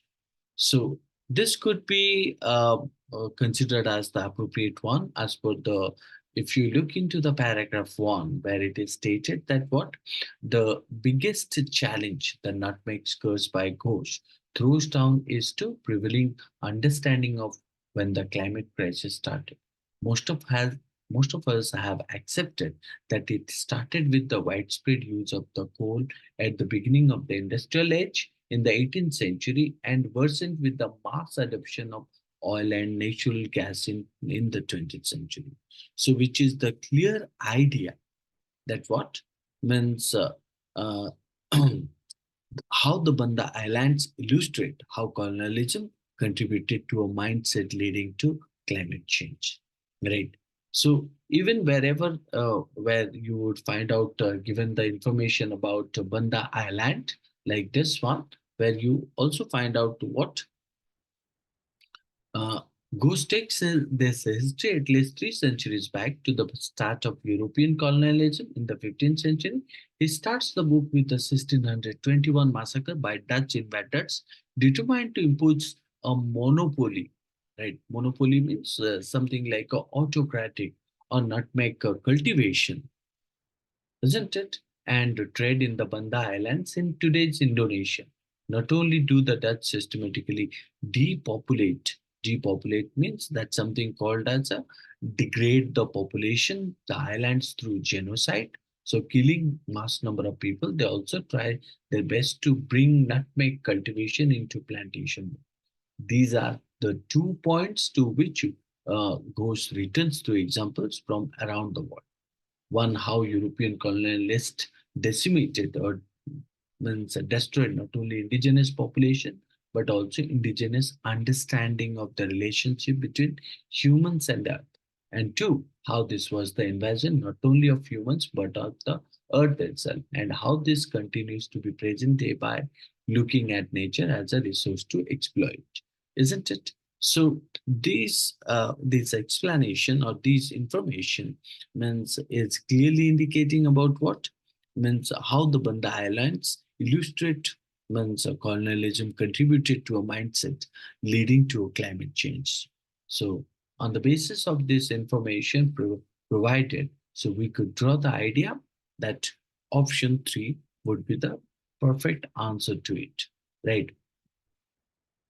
So, and that is what called as a primary purpose. But if I look into the option one, two, and four, I could find out option one, which is indicating about um, describe the first instance in history when the process responsible for climate change were initiated, which is not supported. Option two, which is indicating that systematic violence against the colonized constituted the cornerstone to colonialism. And option four, if I look into it, it's stated to illustrate the role played by the uh, or to describe or discuss the role played by the cultivation of certain crops in the plantation mode in contributing to climate change. So, which is not the primary purpose again, as per the paragraph one. Okay, so therefore, we could find out option you can say that 1, 2, and 4 are eliminated. Hence, the correct answer will be option 3, as per the region point out in the paragraph 1, right? So let's move to the next answer. So option 3 is the appropriate answer to this question. Option 3. Okay, coming to the next question, question number 11. So let's see that what does 11 number question point out here. So which one of the following, if true, which one of the following, if true, would make the reviewer's choice of the pronoun who for Gaya inappropriate, right? So we can find out GAIA Gaya information is given here.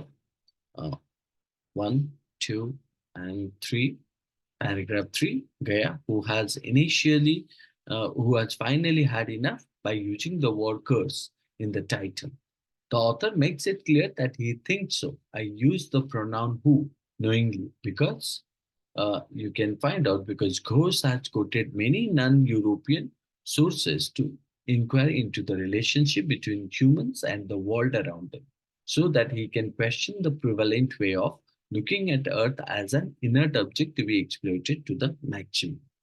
So, on the basis of that, we can say non-European societies have perceived, isn't it, the Earth as a non-living source of all resources. And that's what you would find out in this. So here, if we point out, means any one of the option, if turns true, would make the reviewer's choice of the pronoun who for Gaia inappropriate. Gaia inappropriate. Now, look at the each and every option and let's analyze them. The first option says Ghost's book has a different title, The Nutmeg's Revenge. So if I talk about this particular option, Ghost's book has a different title, The Nutmeg's Revenge. So the use of the pronoun who for Gaia in the passage implies what? A perspective. Perspective that sees Earth as a what? Earth as a living entity with agency, right? So, like angry Gaia. This aligns with the theme in the passage that challenge the prevalent way of looking at Earth as an inert object.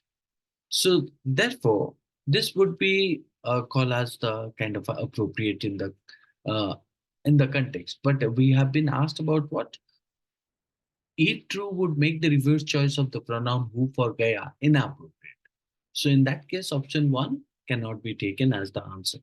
Look at the option 2, where it is stated non-European societies have perceived the earth as a non-living sources of all resources. So option 2, where it is stated non-European societies have perceived the earth as a non-living source of all resources, would do nothing but contradict. Contradict what? You can say that the goal, contradict the perspective, contradict the perspective presented in the passage. The passage emphasizes the importance of non-European perspective and challenges the dominant view of the earth as an inert object. Inert object. If uh, if if non-European societies view the earth as a non-living source of all resources, it would not support the passage narrative, right? So in that case, you point out here that option 2 also not considering as it contradicts the perspective. So look at the option 3. So if I look into the option 3, where it is stated of means modern Western science discovers new evidence for the Earth being an inanimate object. Modern Western science, uh, modern Western science discovers new evidence for the Earth being an inanimate object. If I talk about that, it is an inanimate object. So this could be called as not directly related, not directly, directly related, related to the appropriateness of the pronoun choice, right? So appropriated, okay, appropriateness of the of the pronoun choice in the context of the passage. And if I look into the option 4, where it is stated there is a direct cause and effect relationship between human activities and global climate change. So again, here you are pointing there is a direct cause effect relationship between human activities and global climate change.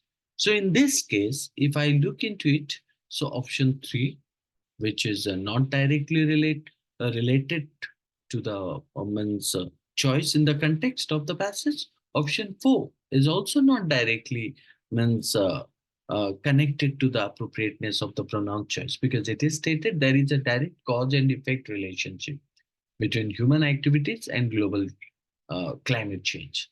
And option 1 also said Ghost Book has a different title, The Nutmeg's Revenge. So in this case, if you say 1, 3, 4, somehow means not directly related to the appropriateness of the pronoun choice, but somehow related. But if I look into the option 2, which is clearly stated, non-European societies have perceived the earth as a non-living source of all resources, which is contradicting the perspective, right? So and on the basis of that, right, on the basis of that we can consider uh, it is the most appropriate choice. For the sake of what? For the sake of means gaya inappropriate, right? So in that case we can consider option 2 would be the correct answer to the question, right? So hence 2 would be the appropriate choice here. Right. Next, move to the another question. So question number 12. Okay, the same question. So will be the answer choice 2. So as for the region, we have pointed here because in a clear cut, you would find out Ghost Book has a different title that Nutmeg's Revenge. So, and option 3, modern Western science discover new evidence of the Earth being an inanimate object. And 4, there is a direct cause-effect relationship between human activities and global climate change. On the basis of that, 1, 3, and 4 can be means uh, connected, right? Not directly, but indirectly, they are uh, um, indicating to the pronoun choice in the context of the passage. So, therefore, they can be known as appropriate choices, but for the pronoun. But when we look into the option 2, so which is indicated about non-European societies itself, it's going against the pronoun choice who, right? So have perceived the earth as a non-living source of all resources. So therefore, option 2 is the most appropriate to the question's answer. Okay, so coming to the question number 12. So what does the question number 12 here point out? Question number 12 stated here, on the basis of information in the passage, which one of the following is not, which of the following is not a reason for the failure of policies seeking to address climate change? Okay, so let's look into each and every option and analyze carefully. So if we go for the first one said the marginalized status of non-European ways of looking at nature and the environment. Please to understand the question asked about not. It means on the basis of the information that we have read, which one of the option is not a reason for the failure of policies? Means one of the option which is a uh, region that gives us the success of the policies seeking to address climate change. So if I look into the first one, the marginalized status of non-European ways of looking at nature and the environment. So this option, option one, um, supported by the passage, paragraph 7, uh, that clearly indicating the failure of policies, right? Marginalized status of non-European ways of looking at nature and the environment. So looking into the option two, so therefore option one cannot be the answer. So option two, the greed of organization benefits benefiting from non-renewable energy resources. So greed of organizations, right? So this one is also even supported by paragraph 7, right? And this is also called as one of the reason why the failure of policies, um, means seeking to address climate change. Okay, so look into the option three. So one and two are not the answer. So option three said the decentralized characteristic of renewable energy resources like solar power. Now this is not been considered as the means a reason for policy failure as per the paragraph 7 point out, right? So decentralization of renewable energy is not mentioned as a reason for policy failure. So this cannot be called as a means a reason for the failure of policies. So you can say that means the first one, which is looking at nature and the environment, marginalized status of non-European wage. Second one is called as greed. Third one is indicating decentralized, but it refers to the solar power.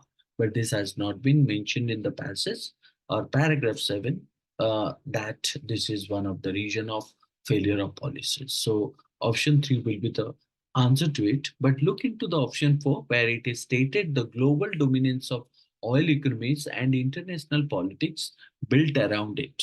So this is also supported by the passage, right?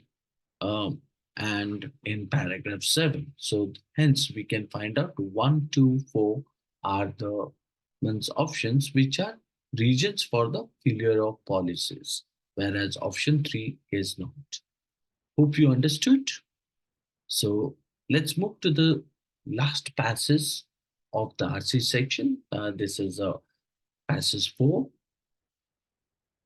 So this is a kind of a passage where you draw a lot of information pertaining to um, what do we say that um, the kind of a tone, the kind of a style, the kind of a main idea, and means I also discuss about the summary of the text and central argument of the text.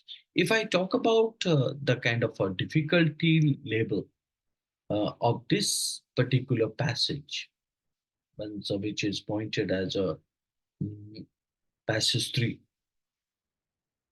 it's somehow called as a for me I feel like what passage 3, the nutmeg's curse challenge, dominant view of development, it seems like what um,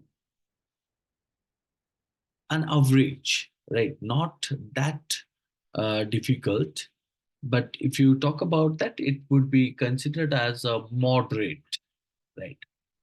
Moderate. So, and why? Because it gives us the challenging, the dominant view of development. And this passage may require a moderate level of engagement and comprehension to understand what the alternative narrative presented, isn't it? So, therefore, this would be known as a moderate one, or a difficulty level is moderate, but not that uh, in compared to the last couple of passages which we did. Okay, coming to the next one, the next passage, passage 4. Okay, yeah. So you could find out the this is the passage 4. It is given with the kind of a direction, comprehension that there is a passage below which is accompanied by 4 questions. Based on the passage, choose the best answer for each question. Well, If I look into this particular passage, the passage covering with nothing but 524 watts. Okay. Mm, and the passage 4 is indicating about nothing but 19th century romantic, 19th century, 19th century romantic, could be called as a literature one, so which is a passage 4. And if I talk about the difficulty level, so I could say that the level of difficulty would be, yeah, difficult, difficult, right? So why? Now, because it explores the 19th century romantic aesthetics. This passage actually delves into artistic and philosophical movements, potentially making it more challenging for reader less familiar with the um, English subject or called as English literature. So keep in mind that difficulty levels can vary based on individual backgrounds and interest. What might be easy, like I pointed, for one person could be challenging for another, isn't it? So fine. Coming to the next couple of ideas also. Mm. So if I talk about this particular text, let's go for the reading of it. Understanding romantic aesthetic is not a simple undertaking for reasons that are internal to the nature of the subject. Distinguished scholars such as Arthur Lovejoy and Northrop Frye and Isaiah Berlin have remarked on the notorious challenges facing any attempt to define romanticism. Lovejoy, for example, claimed that Romanticism is a scandal of literary history and criticism. The main difficulty is in studying the Romantics, according to him, is the lack of any single real entity or type of entity that the concept Romanticism designates. Lovejoy concludes the word romantic has come to mean so many things that by itself it means nothing. The more specific task of characterizing romantic aesthetic adds to these difficulties an air of paradox. Conventionally, aesthetic refers to a theory concerning beauty and art or the branch of philosophy that studies these topics. However, so find out the kind of a contrast indicator. Many of the romantics rejected the identification of aesthetics with a circumscribed domain of okay, circumscribed domain of a human life that is separated from the practical and theoretical domains of life. The most characteristic romantic commitment is to the idea that the character of art and beauty and of our engagement with them, they means art and beauty, should shape all aspects of human life. Being fundamental to human existence, beauty and art should be central ingredient to not only in a philosophical or artistic life, but also in the lives of ordinary men and women. Another challenge for any attempt to characterize romantic aesthetic lies in the fact that most of the romantics were poets and artists whose views of art and beauty are, for the most part, to be found not in developed theoretical accounts but in fragments, aphorisms, and poems. So, aphorism means called as a kind of a quote or a kind of a idiom based, and poems, which are often more elusive and suggestive than conclusive. Nevertheless, again another one, in spite of these challenges, the challenges which have been given before below means above of it, of characterizing romantic aesthetics is neither impossible nor undesirable, as numerous thinkers responding to Lovejoy's radical doubt or skepticism have noted. While warning against a reductive definition of Romanticism, Berlin, for example, still heralded the need for a general characterization.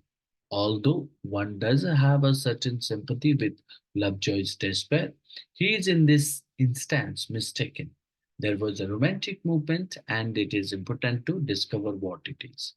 Recent attempts to characterize Romanticism and to stress its contemporary relevance follow this path.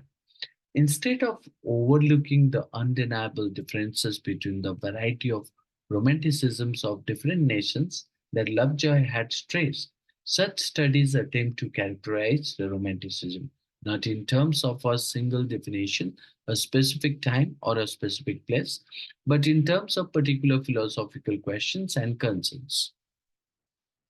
So while the German, British, and French romantics are all considered the central protagonist in the following are the German romantics. Two regions explain this focus. First, because it has, uh, you can say that paved the way for the other romantics, romanticism. German romanticism has a pride of place among the different national romanticisms. Second, you can say that the aesthetic outlook that was developed in Germany roughly between 1796 and 1801, 1802, the period that corresponds to the heyday of what is known as early Romanticism, isn't it? Offers the most philosophical expression of Romanticism. Since it is grounded uh, primarily in the epistemological, metaphysical, ethical, um, and political concern that the German romantics descend in the aftermath of Kant's philosophy, right? So obviously, you must have found that this one is a little bit typical in the context and also difficult words are pointed, isn't it? Well, let's see that and try to um, get the answer of it, uh, of each of the question which is pointed here. So, what does this text actually trying to indicate? If you look into that, the fourth passage where we try to discuss about 19th century, isn't it? So 19th century romantic. Well, if you look into that, as per the text, so what does the text discusses here? The text discusses the challenges. The text discusses the challenges of defining and characterizing what romantic aesthetics, right? So that is what means the idea that you find out here. So what is that? Now that is indicating that the challenges of defining and characterizing romantic aesthetics and focuses what? Focusing on the complexities faced by scholars like you talk about Lovejoy, isn't it? So, um, and it also emphasizes the elusive nature of romanticism, particularly in the absence of a singular definition. The text explores what you can say that the text explores the ideas, the paradoxical task, right? What does the text explores? It explores the paradoxical task of characterizing romantic roman, romantic aesthetics, noting the rejection of traditional aesthetic boundaries by many romantics. Despite these challenges, the another argues for the importance of understanding romanticism, acknowledging its multifaceted expression, isn't it? So, and also you would find out that the discussion extend to the examination of German romanticism, highlighting its pivotal role, isn't it? Um, and you also find out philosophical grounding in the aftermath of what Kant's philosophy, aftermath of Kant's philosophy. So, um, at the same time, if you look into it, the overall The overall aim, the overall aim is to address what? Address skepticism, skepticism, and provide a nuanced details, nuanced details. So that is what nuance details or understanding of what?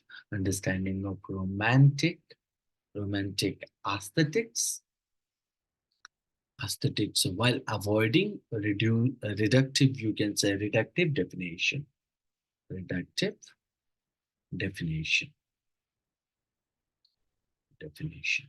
Okay, so that's what is the you can find out the ideas pertain to this particular text.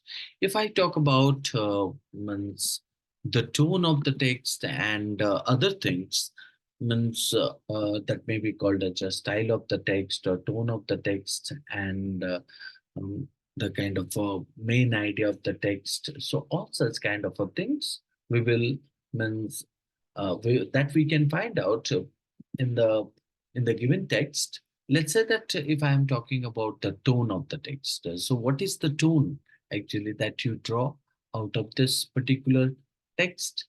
So here the tone of the text is nothing but uh, it's an academic one because it has been taken from the 19th century romanticism. So obviously would be found in nothing but uh, degree holders books or honor students books, and it is a contemplative and informative also, informative, isn't it? It adopts a measured and scholarly approach to discuss the challenges and you can say that complexities involved in you can say that defining and characterizing romantic aesthetics. So the style of the passage that can be find out, the style is primarily didactic, did, okay, didactic, which means called as a suggestive one, and at the same time didactic. Um, and you can also point out that abstract also. Why abstract? Because it's not presented all the information. The text seeks to educate and explain, right, using a formal and you can say that instructive tone, formal and instructive tone. So in that case, you can say it's a positive, right? So it delves into abstract concepts related to aesthetic philosophy and the challenges of defining romanticism. If I talk about the main idea of the text, the main idea of the text is what? To address the difficulties inherent in defining and characterizing romantic aesthetic, particularly focusing on the challenges posed by the diverse perspective of romantic thinkers. It emphasizes the importance of understanding romanticism despite its elusive and multifaceted nature. So, and like I pointed, the central argument of the text is nothing but challenges faced in defining romanticism with a focus on romantic aesthetics. Romantic aesthetics means indicating art and beauty, with a focus on uh, acknowledging the skepticism of scholars like Lovejoy, but declares that despite the difficulties, characterizing the romanticism is both possible and necessary. It also, you can say that weakens the significance of or underscores the significance of examining German Romanticism key, as a key, you can say that expression of romantic ideals, key of romantic ideals, isn't it? So fine, we have drawn all the idea about this particular text. Now move to the question. So we'll move for the question number 13 here. So what does the question number 13 point out here? According to the romantics aesthetics, according to the romantics aesthetics.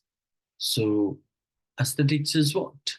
Aesthetics is primarily the concern of philosophers and artists rather than of ordinary people.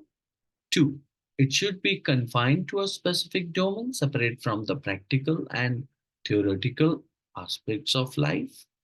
Three, it permits all aspects of human life, philosophical and mundane. Four, is widely considered to be irrelevant to human existence. So obviously, aesthetic is not that widely considered to be irrelevant. So we can consider that it is incorrect because the passage mm, does not suggest that romantic aesthetic are widely considered to be irrelevant, right, to human existence. In fact, it emphasizes the opposite opposite, isn't it? So if I look into the option three indicates about permits all aspects of human life, which is, like I pointed, opposite, philosophical and mundane, which is a correct one. So because three and four are both means opposite to each other. So three would be the answer to it because aesthetic permits what? Mm, all aspects of human life, philosophical and mundane, and the evidence is the passage mentioned being fundamental to human existence, right? Uh, you can point out that. So, what is that? It is indicating that being fundamental to human existence, beauty and art should be a central ingredient not only in a philosophical or artistic life, but also in the lives of ordinary men and nature, isn't it? That is what you would find out here. So, hence, we can consider option three will be the correct answer. But let's look into the other options. So, option two should be confined to a specific domain separate from the practical and theoretical aspects of life. No. So, it is incorrect as the passage states that many romantics rejected what? Rejected the idea of confining um, aesthetics to a specific domain separate from practical and theoretical aspects of life. So hence you find out option two also not the answer. So option one, which is incorrect because the passage explicitly mentions that what romantics romantics believed that what believed that beauty and art should be fundamental to all aspects of human life, not just the concern of philosophers and artists. So, in that case, option one also eliminated. So, according to the Romantics, aesthetic is what uh, requires or permits all aspects of human life, philosophical and mundane. Hence, the correct answer should be option three. Right. Let's move to the next question. Question number 14. Okay.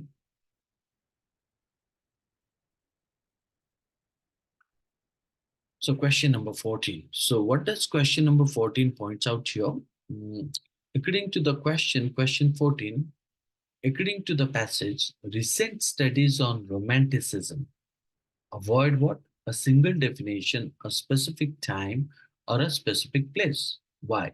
Because they look into the option, because option one, understand that the variety of romanticisms causes a general analysis impossible.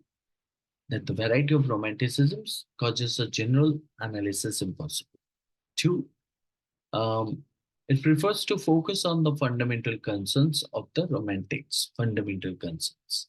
Three, it prefers to highlight the paradox of romantic aesthetics as a concept.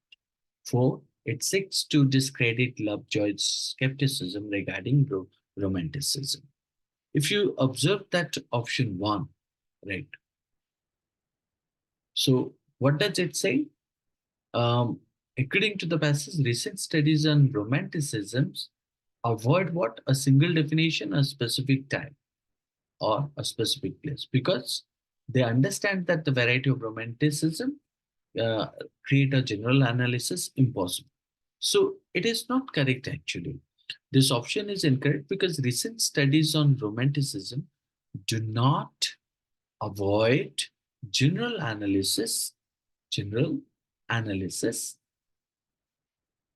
analysis due to the variety of romanticism. Instead, they focus on what? particular philosophical questions and concerns. Particular philosophical philosophical question and concern. Questions, questions, and concerns. So, therefore, option one is incorrect. So, option two, which is appointed here, prefer to focus on the fundamental concern of the romanticism. Yes, this could be the correct one because it prefers to focus on the fundamental concerns of the romanticism as per the passage. As per the passage, states what? Instead of,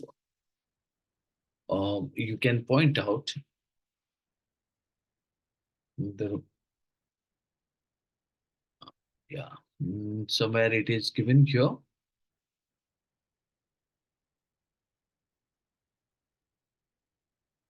So many things, the more specific to, however, many romantic as engagement being fundamental, as they, but also live ordinary men. Another challenge for any attempt to characterize artist's view, for the most part, to be found not developed, which are elusive and suggestive. Nevertheless, in spite of these challenges,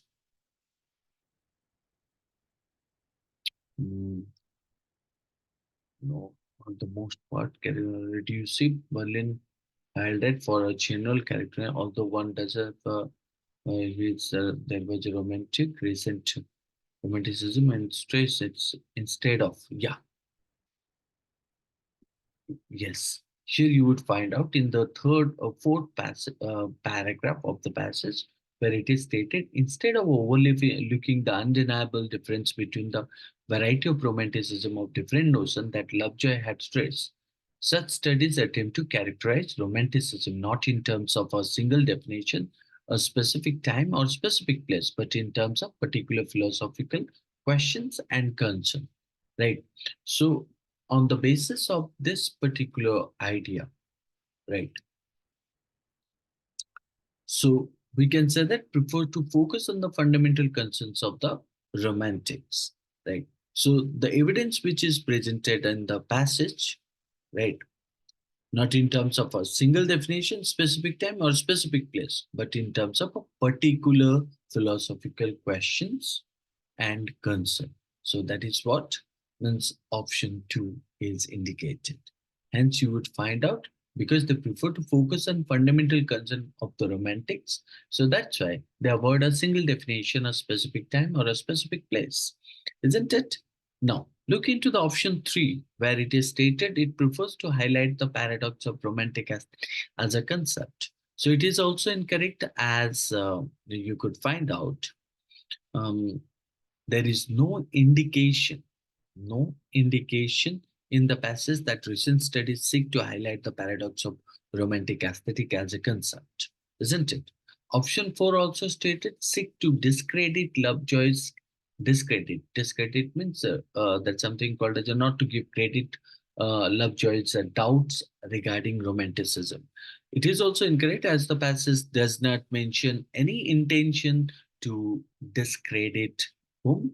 Discredit Lovejoy's, right, uh, skepticism, but rather acknowledgements that something called as accepts the need for a general characterization of romanticism. Hence, you would find out option 3, 4, and 1 do not give the reason that why.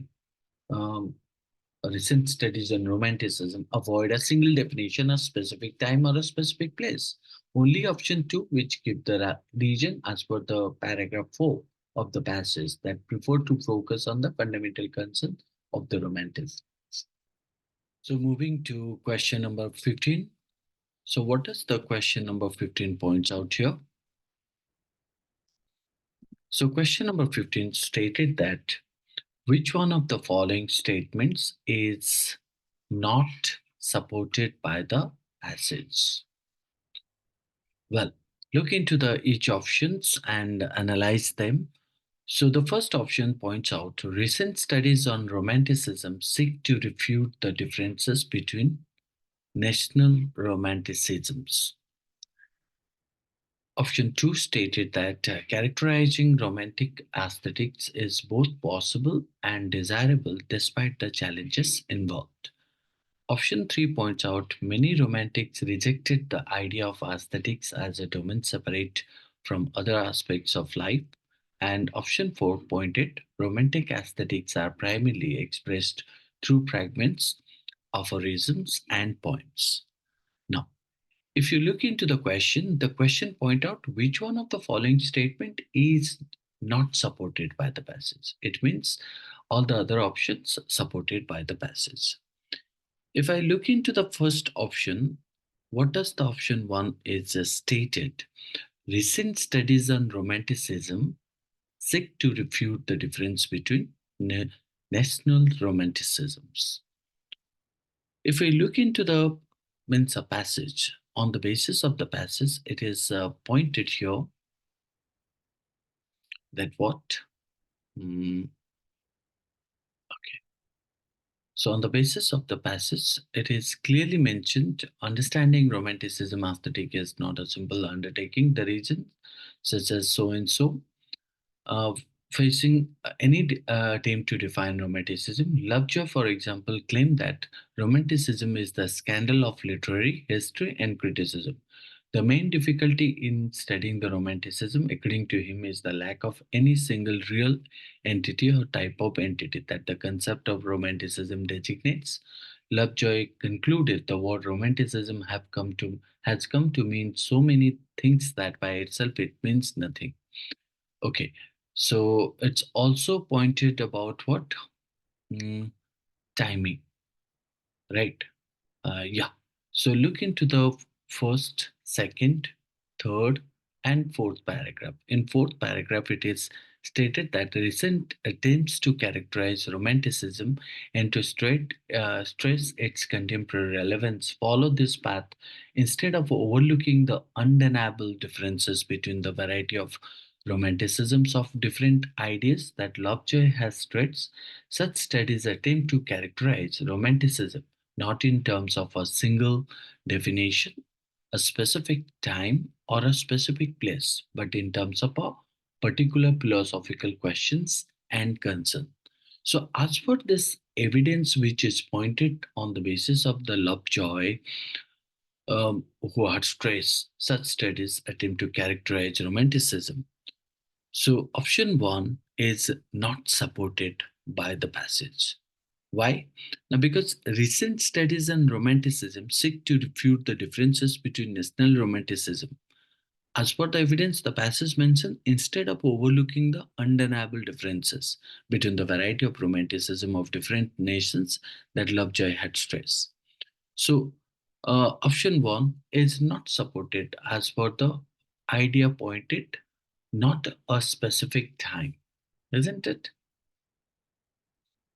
Not a specific time. So, okay. So, in that case, option one is the only idea which is presented here, which is not supported by the passage. Look at the other options.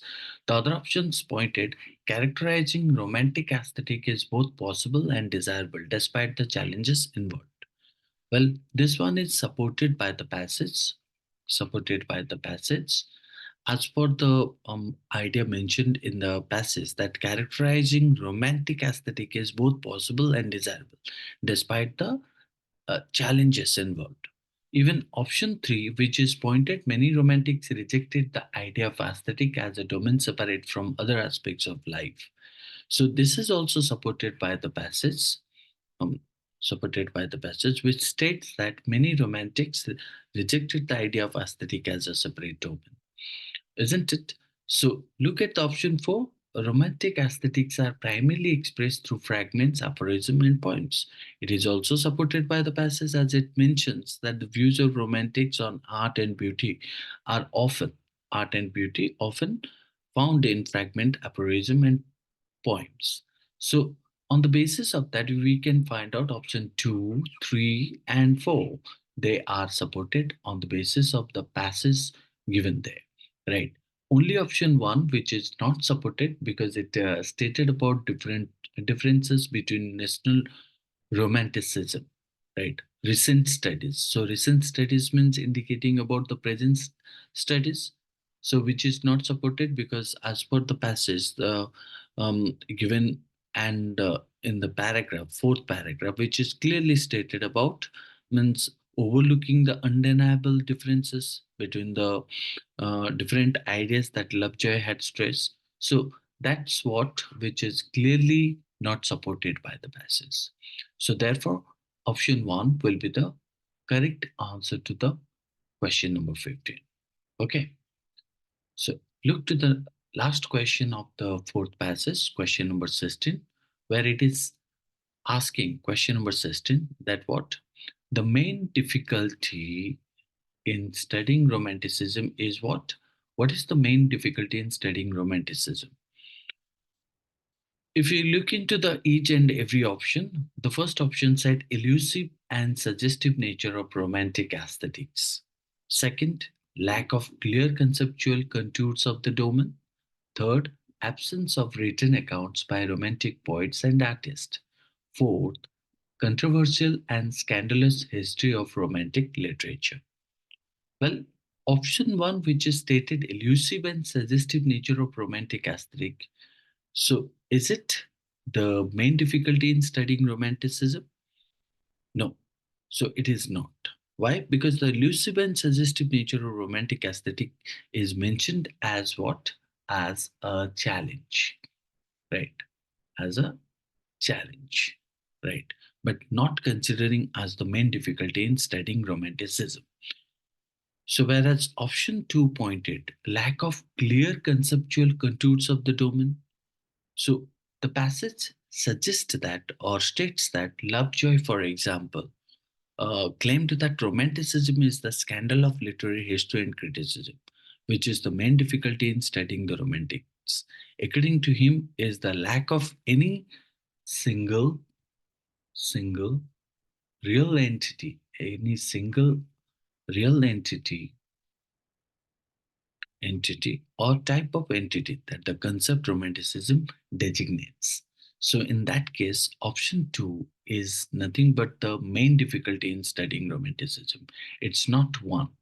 Look into the option 3. Option 3 is stated absence of written accounts by romantic poets and artists. So, this does not state the absence of written accounts by romantic poets and artists as the main difficulty, right? So, it is not once given in the passage as the main difficulty in studying romanticism. So, not supported, right? Supported. Option 4 stated controversial and scandalous history of romantic literature. If you look into that, it is also incorrect as the controversial and scandalous history of romantic literature is not highlighted as the main difficulty in the passage. So it may have given in the passage, but it is not considered as the means main difficulty in the passage. So the only option that you find out, option 2, which is known as a main difficulty in studying romanticism. Okay, so option 3, option 4, and option 1 will be eliminated on the basis of the first option is a challenge, the option 3 and option 4 which is not supported or highlighted as the primary or called as the main difficulty in studying romanticism. Hence option 2 would be the correct answer here. Hope you understood this whole passage as well as the questions pertinent to it and all these four passages. Let's move to the verbal ability section. Some of the questions pertain to the verbal ability. So there are six different types of questions pertain to odd man out, jumbled sentences, and parasummary based questions. Also, some of the missing statement questions. Okay.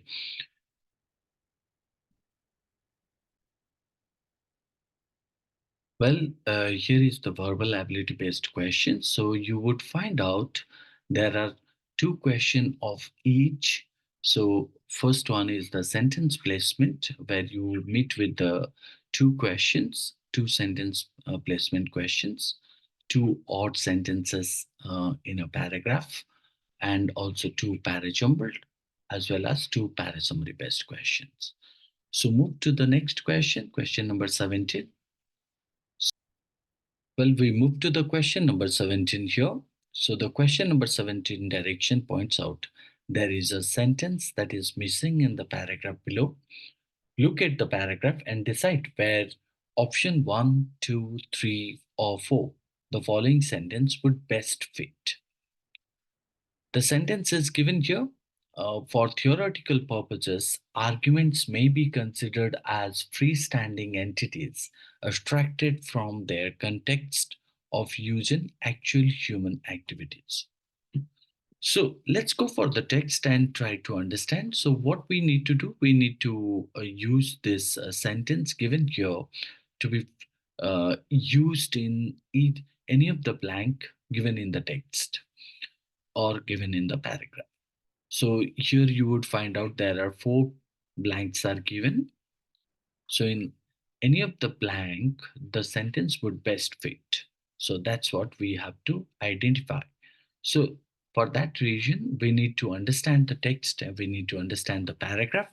So the paragraph point out here, an argument can be defined as a complex symbolic structure where some parts known as the premises offer support to another part, the conclusion.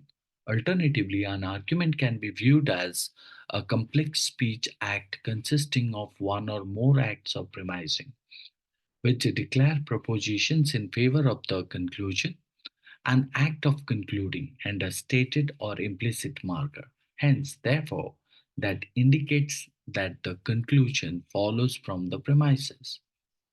The relation of support between premises and conclusion can be cast out in different ways. The premises may guarantee the truth of the conclusion or make its truth more probable or possible. The premises may imply the conclusion, the premises may make the conclusion more acceptable or acceptable. But depending on one's explanatory goals, there is also much to be gained from considering arguments as they in fact occur in human communicative practices.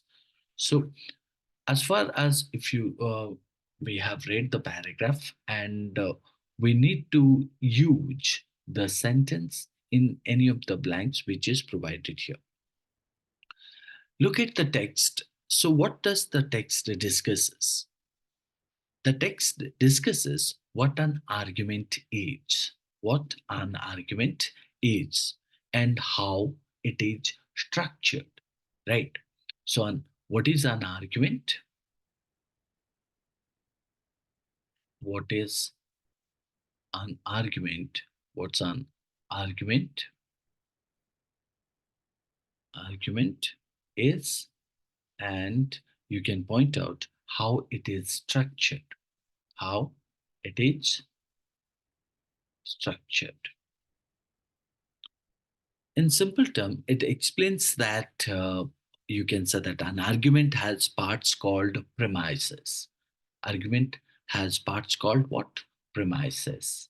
Premises. Premises means called as a regions that supports a conclusion. That supports a conclusion. Option, if you look into that, there are four options which have been provided. Option one, which is given with the option two, it means the sentence would fit in the option two. So, two, option one, maybe in option one it is best fitted, or in three, option four, maybe the option, the sentence fit in option four. Option three, maybe the sentence fit in the option three, isn't it? So out of these four options, we need to use, right? Now, if I look into the passage, the structure of an argument is explored, right? Like I pointed, it asks about what is an argument, how it is structured. So then after it gives the idea that premises and conclusion are part of it, right or not? So On the basis of that, the structure of an argument is explored, delving into its definition and components. Then, after the opening sentence sets the stage by introducing. So, this is the opening sentence. So, delving into its definition and components and sets the stage by introducing the concept of an argument, right? As a complex symbolic structure with a premise supporting a conclusion. That is what given here, right? Mm.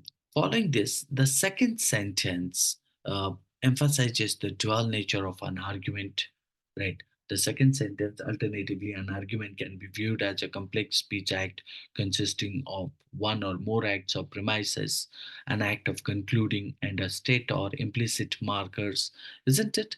So, and along with the explicit or implicit markers, like you can point out hence and therefore, isn't it? So if I look into the means um, option three, where it is stated what, but depending on one's explanatory goal, there is also much to be gained from considering arguments as they in fact occur in human communicative practices, isn't it? So, in that case, if I look into it, what do we find out? Now, this particular part, right, logically follows this exploration. It introduces what? You can say that option three introduces what?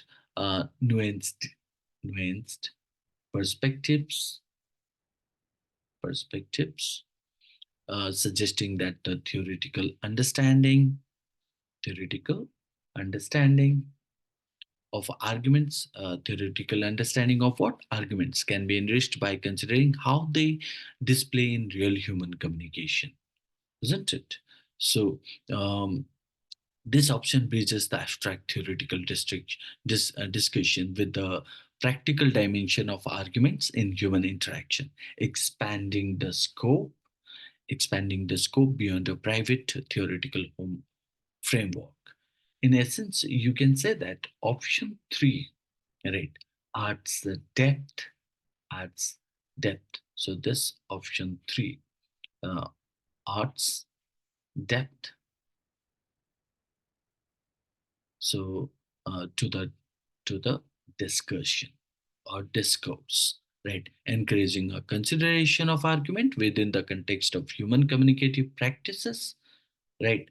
Mm, and also you can point out that aligning with the broader theme of understanding argument beyond their theoretical abstraction. So hence we can say option 3, which will be the means appropriate answer to this particular question. So we can go with the option 3, right? So that will be the answer here. Now, look into the why not other options? What is wrong in that?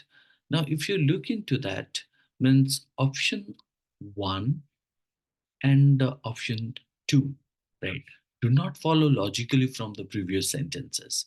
They actually, disrupt. They actually disrupt the uh, flow of discussion, the flow of discussion discussing the structure and nature of argument.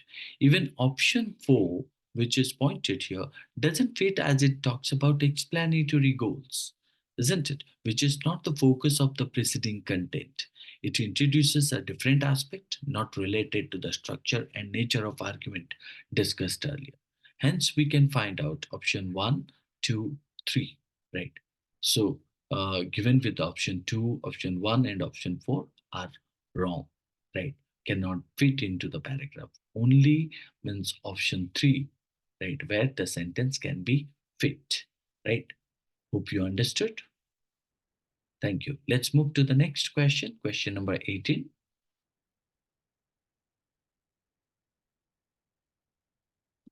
Yeah. So this is the question number 18, where another missing statement questions. So let's look into the question number 18. What does it say? It is also giving the same direction. The direction said there is a sentence that is missing in the paragraph below. Look at the paragraph and decide where option 1, 2, 3, or 4, the following sentence, would best fit. And the sentence says that beyond undermining, it means weakening the monopoly of the state on the use of force, armed conflict also creates an environment that can enable organized crime to prosper. So, look at the text where the above given sentence would best fit. Le- Look into the paragraph. The paragraph begins with what? Linkage between illicit arms, illegal arms, organized crime, and armed conflict can reinforce one another while also escalating and prolonging, right? Prolonging violence and eroding governance. So, financial gains from crime can strengthen or intensify armed conflicts by creating revenue streams for non-state armed groups, right? NSAGs. In this context, when hostilities stop and parties to a conflict move towards a peaceful resolution, the widespread availability of surplus arms and ammunition can contribute to a situation of criminalized peace that obstructs or that create barriers sustainable peace building efforts, right? So here you would find out the option choices are provided. Option 4, 2, 1, 3. In which of the blank the above given sentence would best fit? Now, if you look into the text uh, is talking about what? Now, the text is talking about how you can say that how armed conflicts can lead to can lead to can lead to organized crime thriving, isn't it? Crime thriving, not just challenging the state's control. You can say that over force. In simple terms, it says that when there is a fighting, when there is fighting, uh, fighting it not only affects the government's power but also creates an environment for organized crime to grow, isn't it? So, uh, if I look into the means each and every option carefully, right? So, the given paragraph discusses its interconnection between illicit armed uh, organized crime and armed conflicts. So, if I look into the means option three, right, this part, right? So, which states beyond undermining the monopoly of the state on the use of force, armed conflict also creates an environment that can enable organized crime to prosper, right? So, um, fits well actually in this particular part, fits well in the blanks. Why? Now, because this option logically precedes the subsequent sentences. Like what does it say? Financial gains from crime can lengthen or intensify armed conflicts by creating revenue streams for non-state armed groups. And then after, beyond weakening, so which is stated here, mm, lengthen or intensify armed conflicts, creating revenue arms for non-state armed groups, NSAGs, beyond the weakening the monopoly of the state, isn't it? So, on the use of force, armed conflict also creates an environment that can enable organized. So, in that case, if I look into it, it logically fits as it um, gives a kind of a introducing the idea that armed conflict not only challenges the state's control over force but also provides condition for organized crime to thrive, and this sets the stage for the discussion on the reinforcement reinforcement uh, reinforcement of linkage between illicit arms illicit arms. right? Organized crime and armed conflict are described in the following sentences after that, right? And if you look into the option one and option two given in the paragraph, so do not provide the necessary context, right? Necessary, they do not provide necessary context for the subsequent sentences. They do not even lead smoothly into the discussion of linkage between, you can say that, arms and crime and conflict, right? So, whereas option four, if you look into this, then disrupt, this would disrupt the flow disrupt the flow as it introduces the term that called as a criminalized peace criminalized peace, right, which is better explained in the sentences that follow, right, and therefore we can consider option 3 would be the correct answer where the sentence can best fit. So hence we can say option 3 is the answer. So choice 4 will be taken as the means most appropriate to fit in the text, the sentence given above. So, whereas option one, 2, 3 do not provide any necessary context for the subsequent sentence, and even means option 4, which is given here, would disrupt the flow. Okay, so let's move to the further question, question number 19.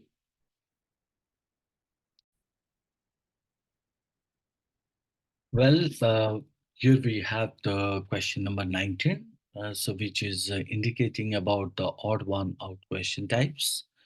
So, question number 19, let's have a discussion on this. So, the direction of the question points out five jumbled up sentences labeled 1, 2, 3, 4, and 5 related to a topic are given below. Four of them can be put together to form a coherent paragraph. Okay, so we need to identify the odd sentence and key in the number of that sentence as our answer. Well, let's have a read to these statements. So, option 1.8, although hard skills have traditionally ruled the roost, some companies are moving away from choosing prospective hires based on technical abilities alone. Okay, so the second statement pointed that companies are shaking off the old definition of an ideal candidate and ditching the idea of looking for the singularly perfect candidate altogether. Third, stated that now some job descriptions are frequently asking for candidates to demonstrate sub skills such as leaderships or teamwork.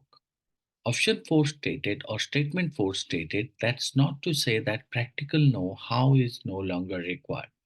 Some jobs still call for highly specific expertise. Option 5 stated the move towards prioritizing soft skills is a natural response to 3 years of the pandemic, says a senior recruiter at Sandler FSB. Excuse me. So, if you look into this particular jumbled sentences, um, you need to observe that how each of these sentences is connected with the other, right? Then only you can reach to the means odd one out, and that will be the definitely a sure short answer if your jumbled sentence sequence will be correct. Okay, so let's see that if you look into the sentence one, this sets the foundation by introducing the idea that companies are what? Companies are moving away from solely prioritizing technical skills in the hiring process. That's what option one points out, right? So, and after that, it is stated what although hard skills have traditionally ruled the roost, some companies are moving away from choosing prospective hires, right? Introducing the idea that companies are moving away from solely prioritizing technical skills in the hiring skills. So, hiring process on the basis of technical abilities alone. Excuse me. And if you look into the option two, so what does option two stated? Companies are shaking up the old definition of an ideal candidate and ditching the idea of looking for the singularly perfect candidate altogether. Whereas sentence three, indicating about now some job descriptions are frequently asking for candidates to demonstrate soft skills such as leaderships or teamwork. Now, sentence three can be called as a extending what? The discussion. So, extending, excuse me, discussion, um, the extending discussion on what actually? This sentence actually introduces the increasing emphasis on sub skill, right? Sub skill uh, in job description. Job description. It logically follows the acceptance of the importance of both technical and practical skills. Now, excuse me. Now, if you look into the first one would be the introducing sentence as we talk about what? Introducing one, because here we find out that companies are moving or means hiring the prospective candidates on the basis of technical abilities alone. And if you look into the two, companies are shaking off the old definition that cannot come after immediately too. So if you look into the three is stated some job description are frequently asking for candidate to demonstrate soft skills such as leadership or teamwork, which is extending the discussion. Soft skill job descriptions, right? It logically follows the acceptance of the importance of both technical and practical skills. So, when do you find out the technical and practical skills? Now, if you observe that, now in sentence 4, where it is stated that's not to say that practical know-how is no longer required. Some jobs still call for highly specific expertise. Okay, so in that case, so 4 is stated what? That's not to say that practical know-how is no longer required. Some jobs still call for highly specific expertise.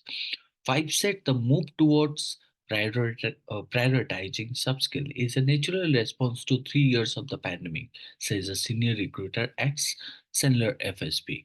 So on the basis of that, after one, we can say that choosing candidate or hiring candidate based on technical abilities alone, right? And the four, which is indicating the first statement, this accepts the continued relevance of practical know-how in specific job context. It maintains the logical flow by deepening the understanding of the you can say that hiring landscape isn't it? So therefore, we can point out option one or statement one and four would be a kind of a pair. Now, after that, if you look into that, the option three, which is extending the discussion about sub-skilled job description. So now some job descriptions are frequently now some job descriptions, isn't it? Are frequently asking for candidate to demonstrate soft skills such as leadership or teamwork. Now, one stated about technical abilities alone, four stated about uh, that's not to say that practical know-how no longer required. Some jobs still call for highly specific expertise. So that's why one and four, beside technical abilities, it also stated about means some means other expertise, right? And then after you would find out three, where it is just extending the discussion by stating about sub-skill job description. So therefore, 143 can be called as a kind of a sequence because 3 indicating about what? Giving importance of both technical and practical skills. Then if you look into that fifth one, fifth one stated the move towards prioritizing subskill is a natural response to 3 years. So somebody said this provides nothing but a contextual region, contextual, contextual region, contextual region for the shift in priorities by attributing it to the challenges posed by the 3 years of the pandemic. It seamlessly ties the evolving hiring criteria to broader external factors. So in that case, 1435 would be a kind of a sequence. So now if you read them again, then it would be what? Although hard skills have traditionally ruled the roost, some companies are moving away from choosing prospective hires based on technical abilities alone, right? So which is introducing one, and then force it. That's not to say that practical know-how is no longer required. It means technical abilities are uh, means not the only one, uh, means which is needed, but also practical knowledge also needed, right? So or highly specific expertise. So technical abilities alone required for prospective hire, but practical knowledge also somehow need. Um, so that's why 1, 4, and 3 said some job descriptions are frequently describing about sub skills. So 3 is means supporting option 4, right? And 5 is giving a kind of a means you can say that contextual region for the shift in priorities by attributing the challenges posed by the 3 years of the pandemic, isn't it? So hence we can find out 1435 would be the correct sequence. However, if you look into the option 2, so which is stated about companies are shaking off, right, stands out as the odd one, while the other sentences contribute to the discussion of changing hiring criteria. Sentence 2 introduces what? Sentence 2 introduces a different concept about companies redefining the right? Ideal candidate. Ideal candidate, isn't it? That disrupts the logical flow of the narrative and introduces a unique perspective that doesn't directly connect with the sequential development of ideas in the other statement. So the oddness lies in the deviation from the central theme of changing hiring practices based on skills, making it an outlier in the sequence, isn't it? So therefore, we consider option 2 would be the odd one out. Hence, option 2 would be considered as the odd one out. Odd one out. Hope you understood.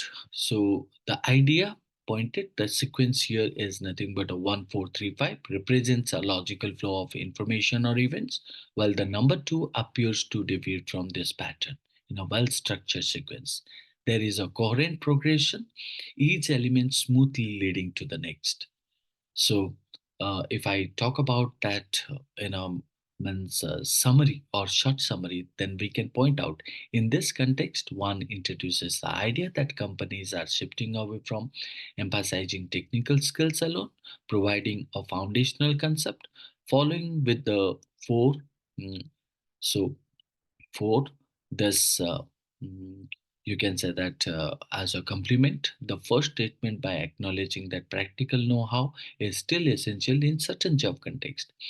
Then you can point out 3, further extend the discussion by highlighting the increasing importance of soft skills in job description, such as leadership and teamwork.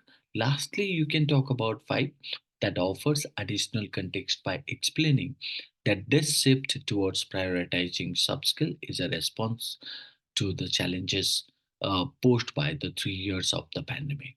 On the other hand, sentence 2 disrupts the flow while the surrounding sentence build a narrative about the changing criteria for hiring. Sentence 2 introduces a different concept about companies redefining the ideal candidate. It lacks the logical connection found in the surrounding sentences, right?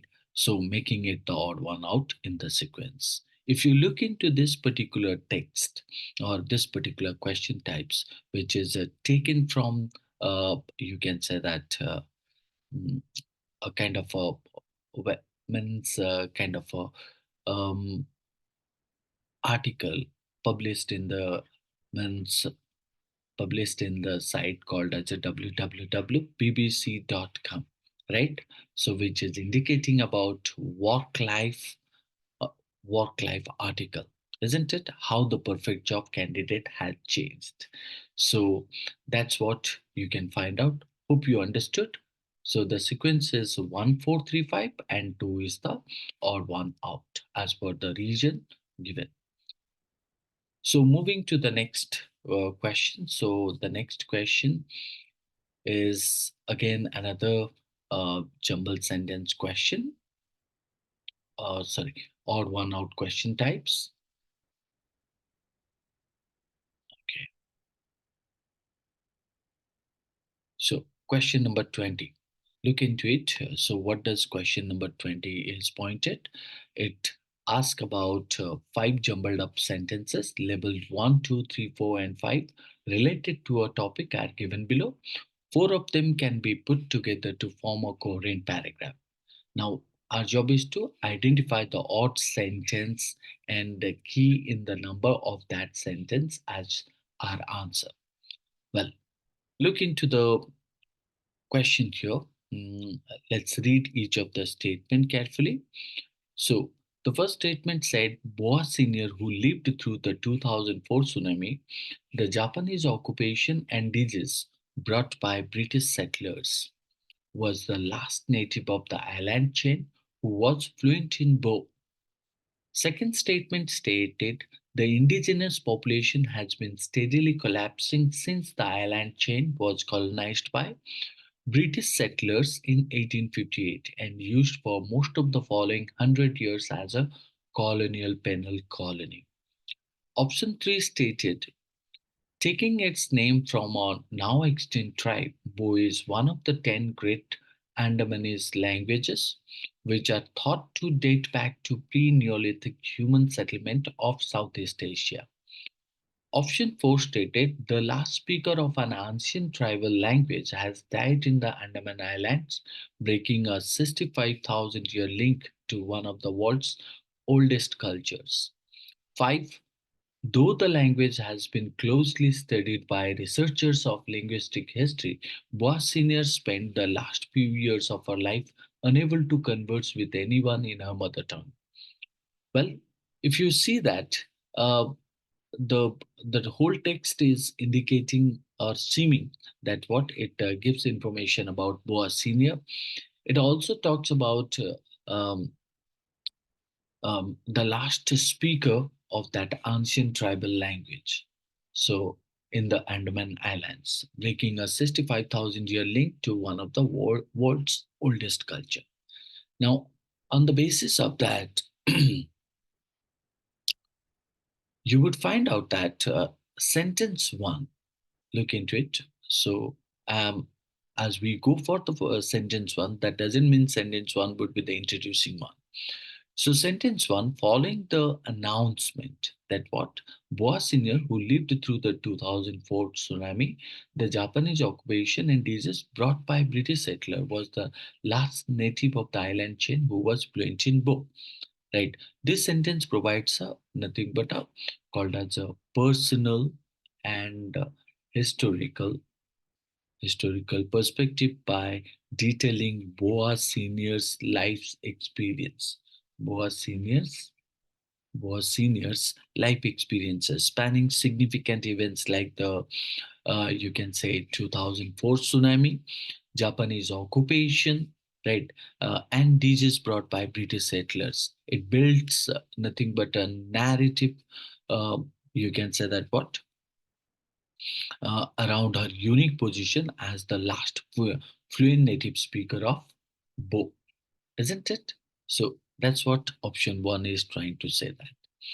Well, um, if you see that, mm, who was fluent in Bo, um, then option two, which is stated about what the indigenous population has been steadily collapsing since the island chain was colonized by British settlers in 1858 and used for most of the following 100 years as a colonial penal colony, isn't it? So, uh, sentence to giving a kind of a Means a focus on what? Means British settlers in 1858, isn't it? This creates a chronological inconsistency with the option one. Why? Because option one stated about Boa Senior, right? Let's see that what the option three stated. Option 3 stated that taking its name from a now extinct tribe, Bo is one of the 10 great Andamanese languages, uh, which are thought to date back to pre Neolithic human settlements of Southeast Asia. So you can find out 1, 3, both are stating about, you could say that about Bo, right? So sentence 3 introduces the linguistic context, isn't it? So sentence 3 stated about linguistic context. Okay, so explaining the importance of Bo as one of the 10 great Andamanese languages with roots dating back to pre Neolithic human settlement. It enriches the understanding of the cultural and historical importance of the language. So now look into the option 4. If you observe that option 4, uh, the last speaker. So if you see that one, three, four, they all are stating about the bow, right? But at the same time, if you see, four is stated the last speaker of an ancient tribal language has died in the Andaman Island, breaking a 65,000 years link to one of the world's oldest culture. Now this seems like what the starting point. This seems like the starting point. Why? Now, because it announces the death of whom? The death of Boa Senior, right? And emphasizing the importance of cultural loss, breaking a 65,000 year link to one of the world's oldest culture. So, in that case, if you see 4 would be the starting point, if 4 would be the starting point, then 1 would be the next sequence because 4 stated about somebody has died in the Andaman Island and stated about um, the significant cultural loss, breaking so and so to one of the world's oldest culture. Who is that?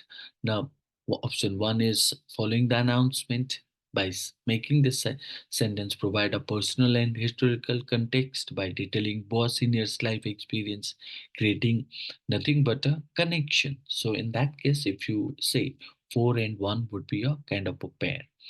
So after that, taking its name from a now extinct tribe who is one of the 10 great Andamanese language. So in that case, 413 would be the kind of a pair here, which introduces the linguistic context, explaining the importance of Bo as one of the 10 great Andamanese languages. And then after you find out 5, which is beginning with the contrast indicator, though the language has been closely studied by researcher. So we talk about the language in option 3, which is means nothing but used by means Bo senior or Boa senior. So in that case, we can find out 4135, right? So uh, the sequence concludes by revealing the poignant reality that Boa Senior spent her final years unable to converse in her mother tongue, underscoring or weakening the impact of the language degradation and the broader consequences of cultural loss. So, therefore, we find out 4135 would be the appropriate sequence to it. So, hence, we find out 2 is the odd one here. So why? Because sentence 2 stands out as the what? Stands out as the odd one, while the other sentences focuses on what? Boa, right? Boa senior, the Bo language, and the cultural loss, right? What are the three things? You can point out about the person, Boa senior, right? Second is called as a Bo language, right? Language. So, and the third one is called as a cultural loss, right after her death, cultural loss. So, whereas sentence two introduces what? A historical event, a historical event, historical event, isn't it? the colonization by British settlers in 1858. This disrupts the chronological flow as it jumps back in time, deviating from the central narrative about the Boer senior's life and the degrading of the Boer language. Its oddness lies in its divergence from the focused progression of events related to Boer senior and the linguistic history of Boer, right? So hence we can find out that option 2 would be the means appropriate odd one out in context to the this jumbled sentences, right? So hence we consider option 2 would be the odd one out answer, right? And 4135 would be the sequence. Hope you understood. Let's move to the next question, question number 21.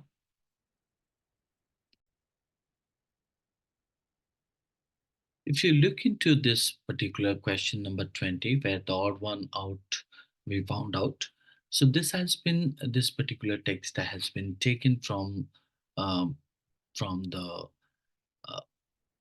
you can say that the article which is called as the Guardian, the Guardian, the Guardian, and the topic is nothing but indicating about you could say ancient tribal language becomes ancient ancient tribal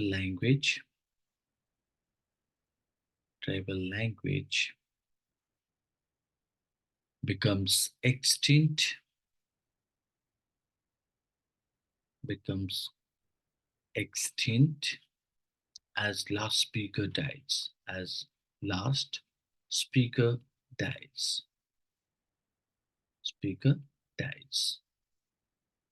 Okay, so this is the topic and has been taken from the Guardian uh, as a one of the articles.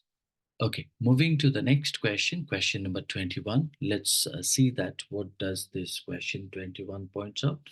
If you look into the question number 21, again, a jumbled sentence based question. So, question number 21 point out there are four sentences labeled 1, 2, 3, and 4 given below.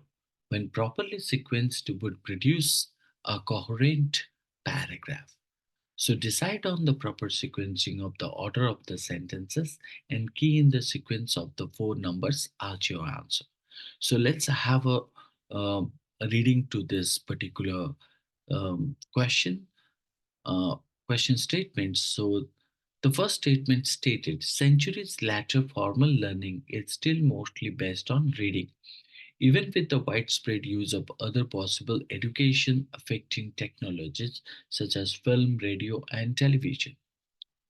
Statement 2 stated one of the immediate and recognizable impacts of the printing press was on how people learned.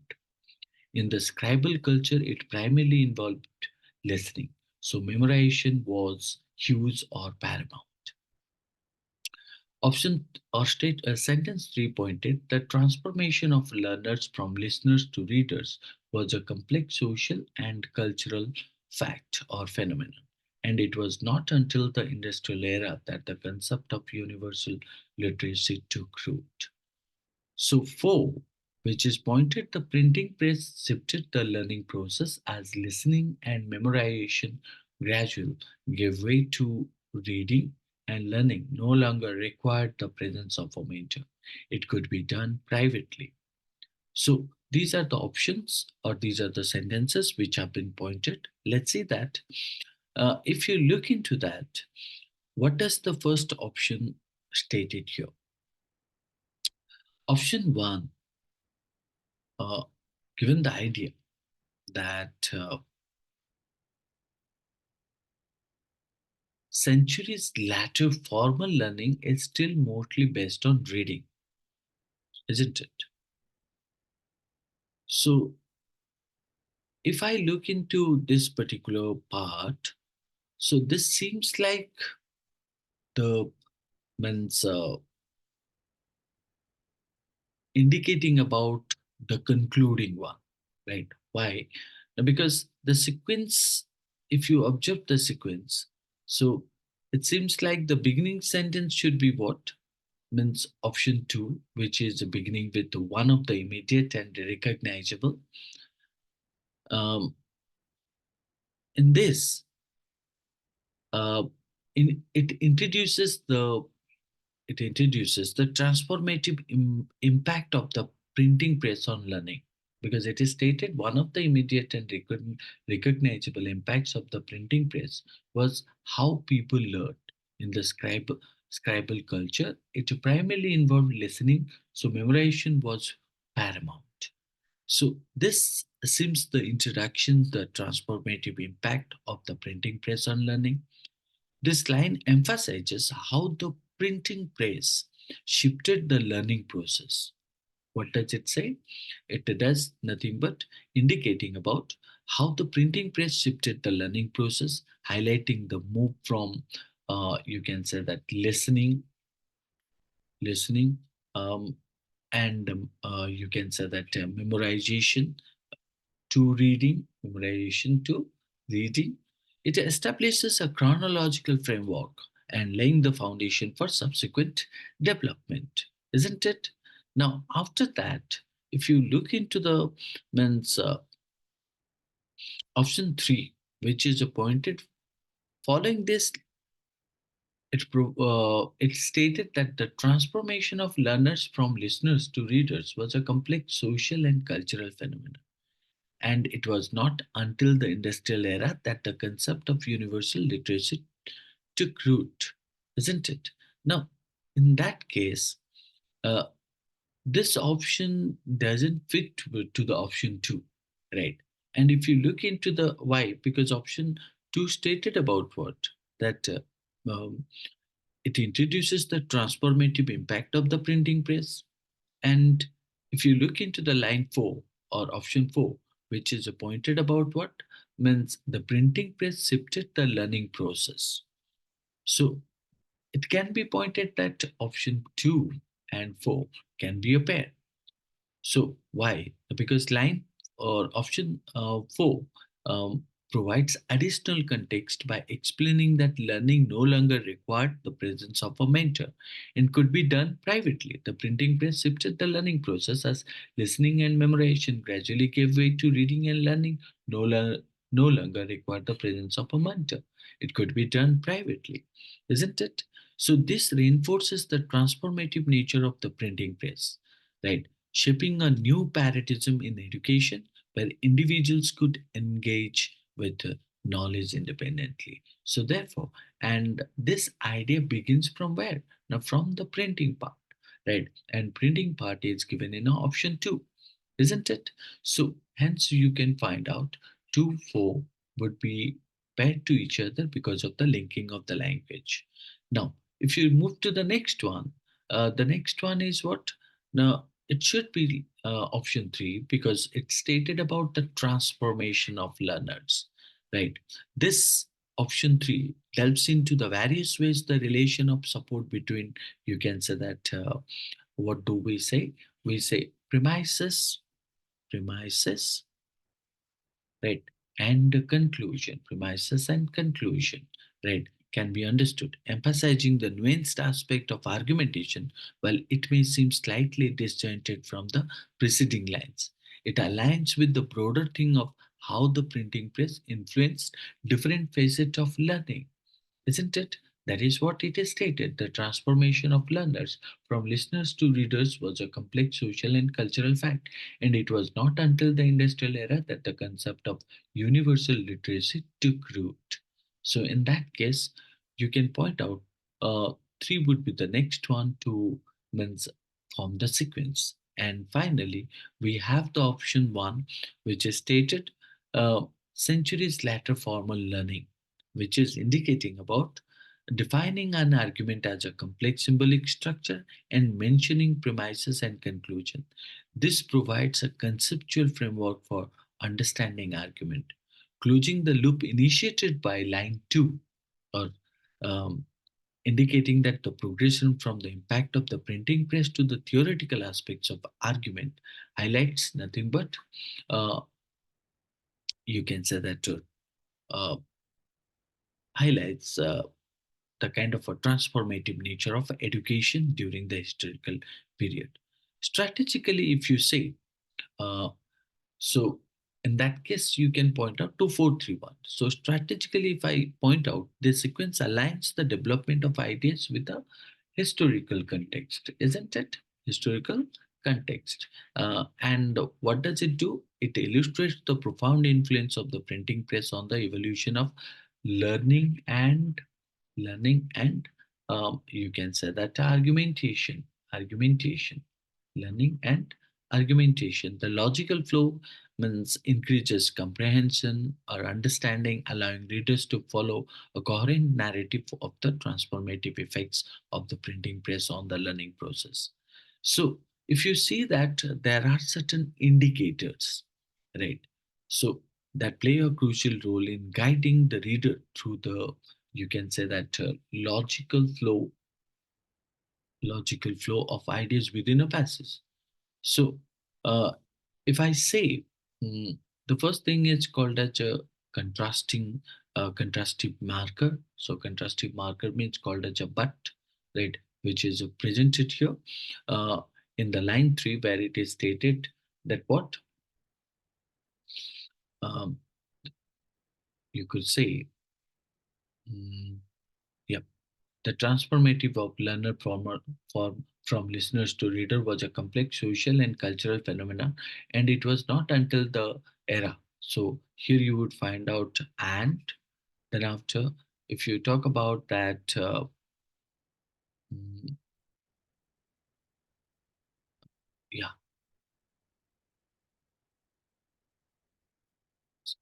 it is indicating about not only and but, or called as the word then, right? So giving a kind of a extending the ideas, right? um, so these are nothing but called as a temporal marker, or you could say that means extending the idea. Transitional phrase like the printing press, so which can be called as a linking of the language, right? Linking of the language, as you talk about uh, option 2, which is beginning with the idea called as a printing press, and it gives also introductory phrase like one of the immediate and recognizable impact, right? So, and how 2 and 4 connected because of the idea about the printing press. So linking language, we can mention that, right? Even sequential phrase like consisting of um, and this sequential phrase helps structure the description of an argument as a complex symbolic structure. They guide the reader through the various components, providing nothing but a clarity in the conceptualization of argument. So by strategically employing these discourse marker, or you can say that um, the passes make sure a cohesive narrative. Contrastive marker highlights shift in focus. Temporal marker establish a timeline, and transitional phrases facilitate smooth movement between ideas. Sequential phrases collectively creates a coherent and comprehensible sequence for the reader. Right. So, um, as far as we understood from the text or from this question, so the correct sequence should be 2431. Right. So that is what the idea you can draw from the question number 21. Let's move to the question number 22. Question number 22, again, another jumbled sentence based questions. So let's see that the four sentence labeled 1, 2, 3, and 4 given below, when properly sequenced, would produce a coherent paragraph. So decide on the proper sequencing of the order of the sentences and key in the sequence of the four numbers as your answer. Let's look into each of the statement. Bina Sahaswala, a materials scientist at the University of New South Wales, believes there is a new way of solving this problem. So this problem means which problem we are talking about. Second, her vision. Now we can find out Bina Sahaswala and her. noun and pronoun relationship. Her vision is for automated drones and robots uh, to pick out components, put them into a small furnace, and smelt them at a specific temperature to extract the metals one by one before they are sent up to manufacturers for reuse. Option 3 stated e-waste contains huge quantities of valuable metals, ceramics, and plastics that could be salvaged and recycled, although currently not enough of it is. So she refers to Bina Sahaswala. She plans to build microfactories that can teach apart the tangle of materials in mobile phones, computers, and other e-waste. So we have just read all these four sentences. Now, if you look into the option one, two, three, the sequence begins with what? Uh, Begins with the line three, right? So, uh, one, two, three in the sequence can be begin with what? Where? Now line 3, where Bina Sahaswala, right, vision for automated drones and robots is introduced. The line serves as a foundational statement presenting the main concept of our innovative approach to recycling e-waste, isn't it? It provides a clear starting point for understanding the subsequent development because option 3 stated what e-waste contains huge quantities of valuable metals, ceramics, and plastics that could be salvaged and recycled, although currently not enough of it is. Right now, um, if I follow this, then what do I point out? Now, line one, if you look into the one, two, three, and we have read it, and we find consider that option three will be the beginning as it indicates about e-west, and option or sentence one following this serves as a transitional statement. This can be called as a transitional transitional statement. How option 1 is called as a transitional statement, introducing Bina Sahaswala, right? Herself and her role as a material scientist, isn't it? So, who is Bina Sahaswala? A material scientist at the University of New South Wales, right? This line provides contextual information about the key figure behind the innovative approach, linking the reader back to the initial concept introduced in line 3. So hence you can say means line 3 would be the or sentence 3 would be the beginning one and one that introduces whom Binasa as well as a material scientist and provides contextual information about the key figure.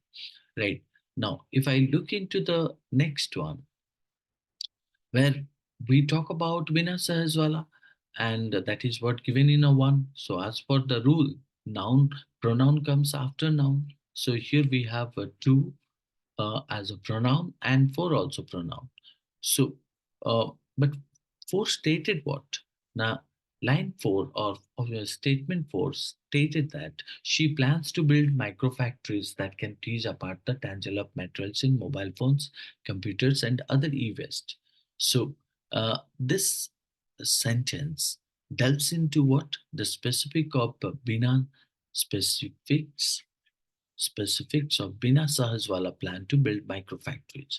This line expands on the details of her, you can say that visions, isn't it? Explaining how these microfactories would function to tease apart the material in e-waste. It gives complements the foundational concept presented in line 3, offering nothing but a more detailed exploration of the innovative process. So therefore, you can point out 3, 1, right, is the pair and 4 would be the next sequence. So finally, if you look into that option 2, which is indicating about the sequence concludes with line 2, indicating Bina Sahaswala's vision, but focusing on the desired outcome. Her vision is for automated drones and robots to pick out components, put them into a small furnace, and smelt them at specific temperatures to extract the metals one by one before they are sent up to manufacturers for reuse. So, uh, this line brings the narrative full circle by emphasizing the end goal of the innovative process, right? So that is introduced in line 3. So therefore, we can point out 3142 would be the correct sequence. So if you look into that, the sequence is designed to follow means what? A logical order, right? Introducing the core concept, providing contextual information about the key figure, offering details about the innovative approach, and finally, if you look into it, it emphasizing the desired outcome. So here, if you look into that, some of the discourse markers such as transitional statements, right? Transitional statements and specific details in each line contribute to a smooth and cohesive narrative, enhancing the reader's understanding of Vinasa Sajwala groundbreaking approach to um, recycle recycling e-waste, isn't it? So in that case, if you see, so we can point out the introductory phrase could be Bina Sahajwala, right, a material scientist. So this introductory phrase provides essential context by introducing Bina Sahajwala, establishing her expertise as a material scientist. It serves as a precursor, you can say that, preparing the reader for the subsequent detail about our innovative approach to recycling e-waste. So that is why this known as a nothing but called as a introductory phrase. Introductory phrase. So, but that doesn't mean it will come as a beginning. So you need to use means the other of sentence, how they connect with one another. So, and similar to that, you would also find out option three, which is nothing but a transitional phrase, serves as a clear introduction to the core concept of Binasa Sajwala vision. It marks the beginning of the detailed explanation of a innovative approach to recycling e-waste, guiding the reader into the central theme. So similar to that, if you look into that sequential phrases, so she plans to build, right? She plans to build micro factories. The use of means phrases in line for help structure the description of Binasa as well, isn't it? Process of building micro factories to extract metals from e-waste. This contributes to the clarity of the innovative approach, right? So on the basis of that, we can reach to the answer option that's called as a 3142, which will be the correct sequence to the question, this jumbled sentence. Let's move to the next one. The next one is question number 23.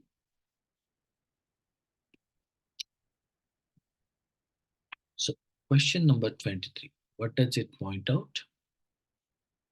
Let's see. Question number 23, which is stated here, the passage given below is followed by four alternate summaries. So it's a summary based questions. Summary, summary based questions. So now choose the option that best captures the essence of the passage.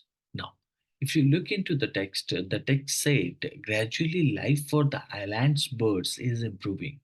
Antarctic prions and white-headed petrels, which also nest in burrows, had managed to clinch on in some sites while pests were on the island. Their numbers are now increasing. It's fantastic and so exciting. Shah says, as birds return to breed, they also poo. This adds nutrients to the soil, which in turn helps the plants to grow back stronger. Tall plants then help burrowing birds hide from predatory squads. It is this wonderful feedback loop. Shah says, today the pretty paddock that Houghton first experienced has been transformed. The tussock is over your head and you are dodging all these penguin tunnels, she says. The orchids and tiny herb that had been protected by fencing have started turning off all over the place. Now,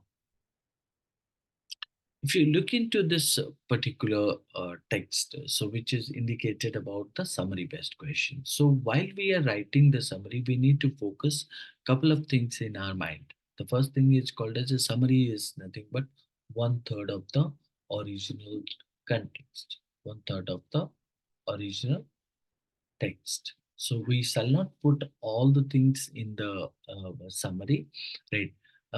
We need to see that whether the summary uh, means uses with the main idea or not, or key idea or not, or uh, the theme of the text is given in the summary or not, right? Now, here also we have read the text, and let's go for the options, each of the options. So, what each of the option points out here. So, it is stated there is a huge positive transformation of the ecosystem of the island when brought under environmental protection. Two, there is an increasing number of predatory birds and plants on the island, despite the presence of pests, which is a positive development.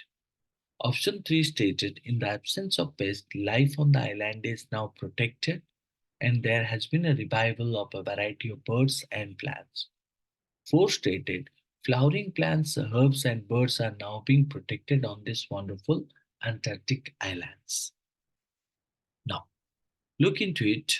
If I look into the option 1, then 2, uh, then what do I find out? So 1 and 2 stated there is a huge positive transformation of the ecosystem of the island when brought under environmental protection. There is an increasing number of predatory birds and plants on the island despite the presence of pests, which is a positive development. But these do not align as seamlessly with the thematic focus, right? Thematic, thematic focus of the passage. Option 1 introduces what? The idea of the island. The idea of island, right? Being brought under environmental protection, which is not the, you can say, central point, which is not the central point of the passage, right? Which is not the central point of the passage. Even if you look into that option 2, so that mentions what actually that mentions the consequences, right? That mention the consequences. Consequences of what? Consequences of pest, right? Which is a positive development written here on the island. So while if you look into the option 4, that delves into what? Delves into the specifics of the island's transformation or changes, both deviating what? Both deviating deviating from the from the you can say that a broader theme, right? So why? Now, because if you see that, right, the theme of the text is what? Now, gradually life for the island birds is improving, right? Gradually, life for the island's birds is improving. That is what you would find out is the correct sequence to summarize the passage about the positive transformation of the ecosystem on an Arctic island. So, and this choice aligns with the thematic progression, offering a concise overview of the passage. Right. With that, you won't find out in option 1, 2, and 4. Right. So, option 3 is stated about in the absence of pest, life on the island is now protected and there has been a revival of a variety of birds and plants.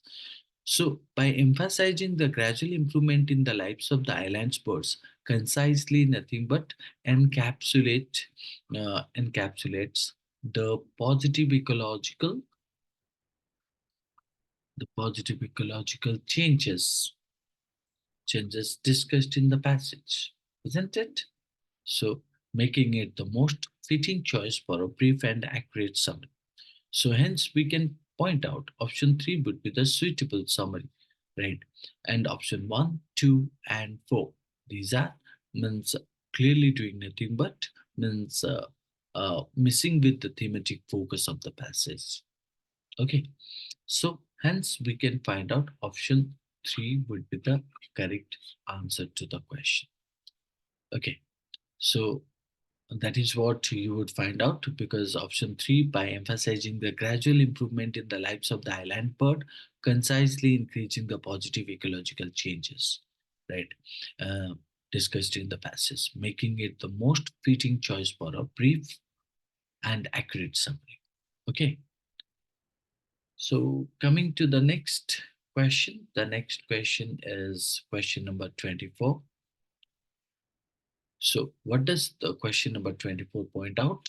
It is again called as another summary based question. The passage given below is followed by four alternate summaries. We need to choose the option that best captures the idea of the passage. Now, look into it. What does it say? The weight of a society's expectation The weight of society's expectations is hardly a new fact, but it has become particularly draining over recent decades. Perhaps because expectations themselves are so multifarious and contradictory, the perfectionism of the 1950s was rooted in the norms of mass culture and captured in famous advertising images of the ideal white American family that now seems self satirizing. In that era, perfectionism meant what?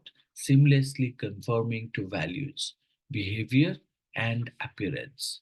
Chiseled confidence for men, demure graciousness for women.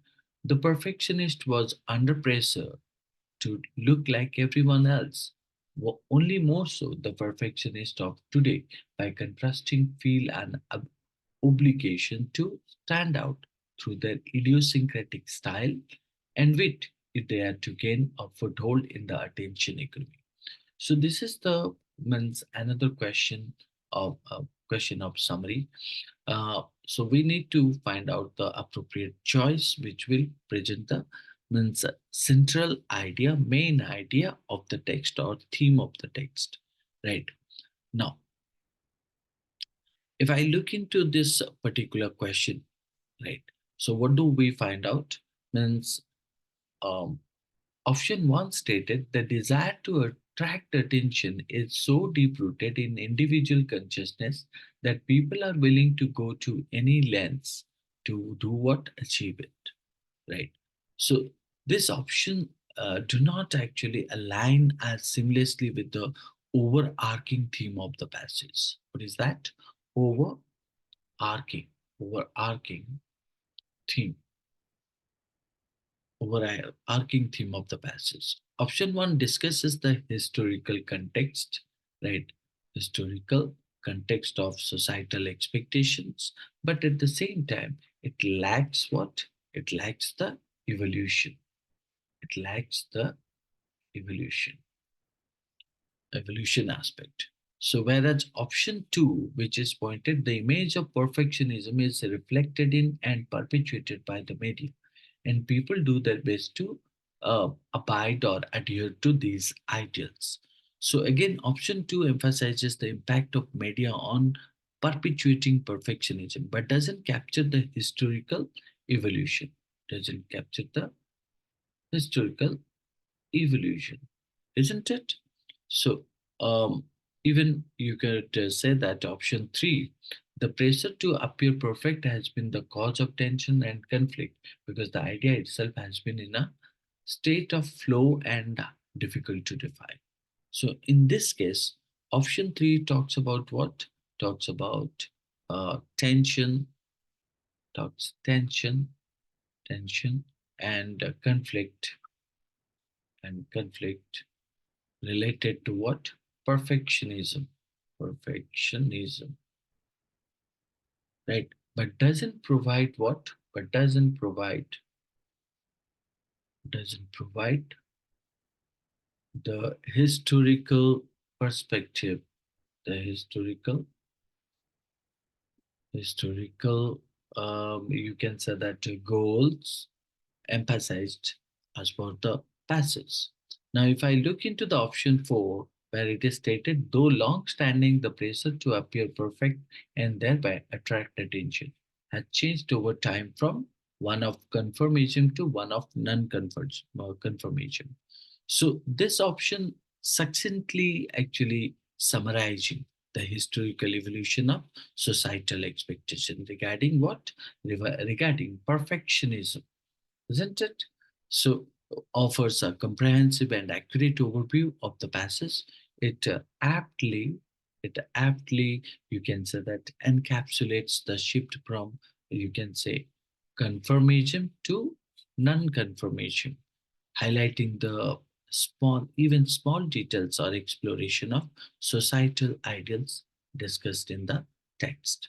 So, on the basis of that, we can draw the kind of a thought that what option 4 would be the correct answer to the text. So, because though long standing the pressure to appear perfect and thereby attract attention has evolved over time from one of confirmation to one of non-confirmation, so stands as the correct sequence to summarize the passage about the, you can say that, evolving evolving nature evolving um, nature of what societal expectation and perfectionism, isn't it? So hence we can find out option one, two, three, right? So what they do not actually align seamlessly with the overarching theme of the passage. So option one discusses the historical context of societal expectation. Option two emphasizes the impact of media on continuing perfectionism, and option three talks about nothing but called as a tension and conflict related to perfectionism, but doesn't provide the historical perspective emphasizes in the passage. Option 4, which we have taken as the answer by succinctly summarizing the historical evolution of societal expectation regarding perfectionism, offer a comprehensive and accurate overview of the passage. It aptly, means suitably the shift from confirmation to non-confirmation, right? So highlighting the nuanced exploration of societal ideals discussed in the text. Hope you understood the each and every question given here. So mm, now, so this is the end of this slot 3 discussion, question and answer discussion. So if you have any kind of a doubts or queries on the basis of the so this particular uh, slot or questions presented in this slot, please feel free to once or please feel free to send the questions and send the query, or means write it under the means comment box, and do not hesitate to write your name, or if you don't want then also it's fine. So I'll be happy to help you, right? And if you really like the video, please means share the video as well as means like it too. Okay, so that's all for the day. Thank you. We'll meet in the next another session where we will discuss about slot 2 of 2023 CAT exams. That's all. Thank you.